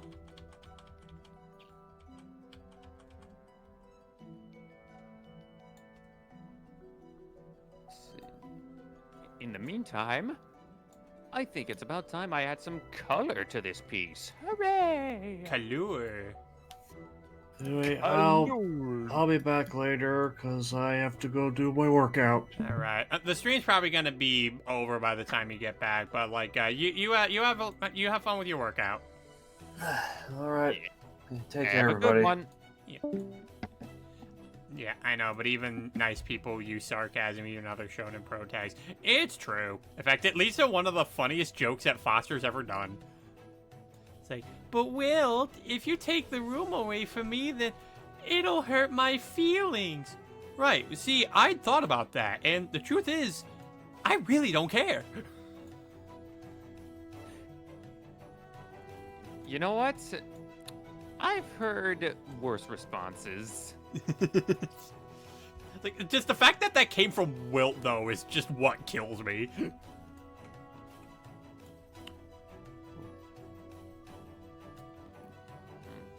From who now? I don't believe I've heard that name. Wilt, the tall red guy from Foster's Home for Imaginary Friends? Rings a bell.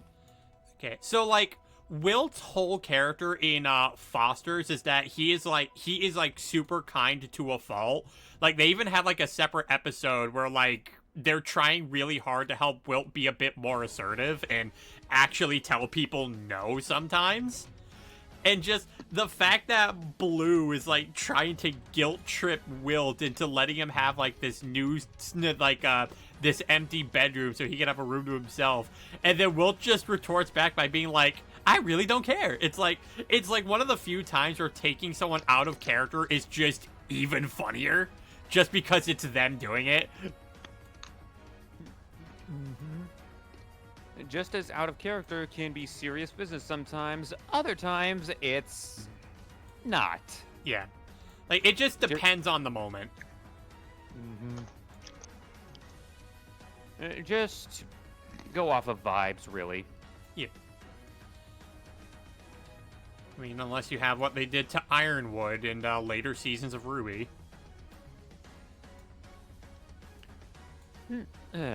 And yet, Noodles, for some reason, has it as her favorite show. I don't understand it.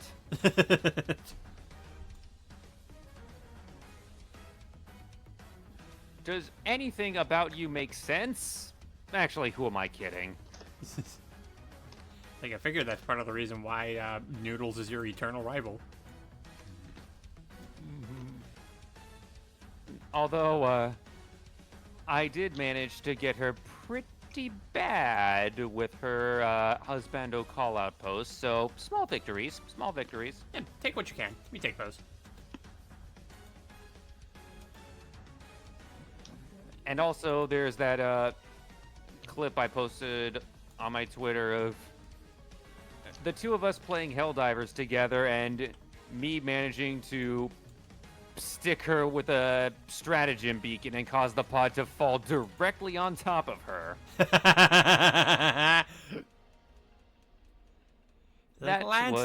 like, Lance, you fucker! I've actually got the clip if you're curious. I think I'm actually about to end the stream relatively soon. I just want to get like a good I like that texture for this rock. So yeah, I think I got quite a bit done today, and I can save the rest of this for tomorrow. Okie dokie. Yeah.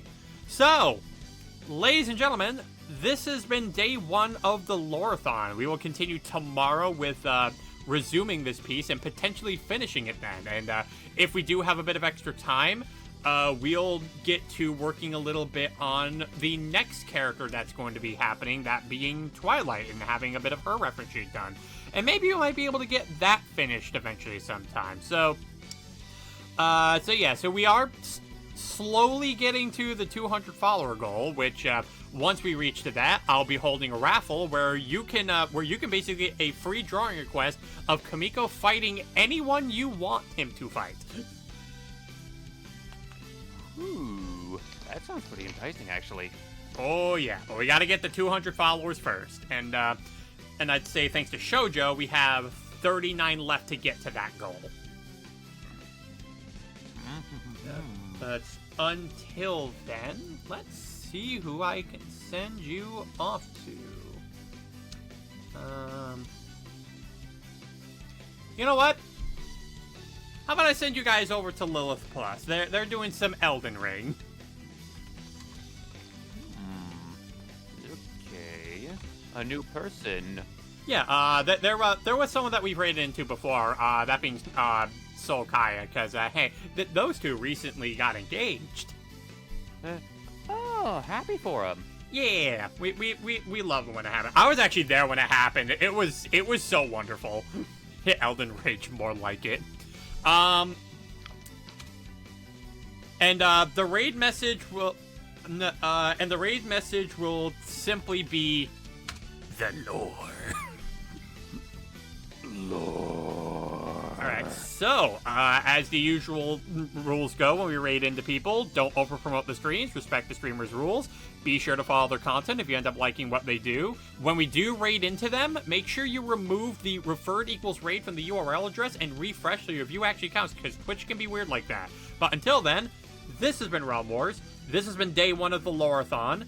And I shall see you guys tomorrow with some more of the art piece we were working on before and just some more tidbits about Kamiko that you may want to know about. So I'll see you guys then. Good night, everybody.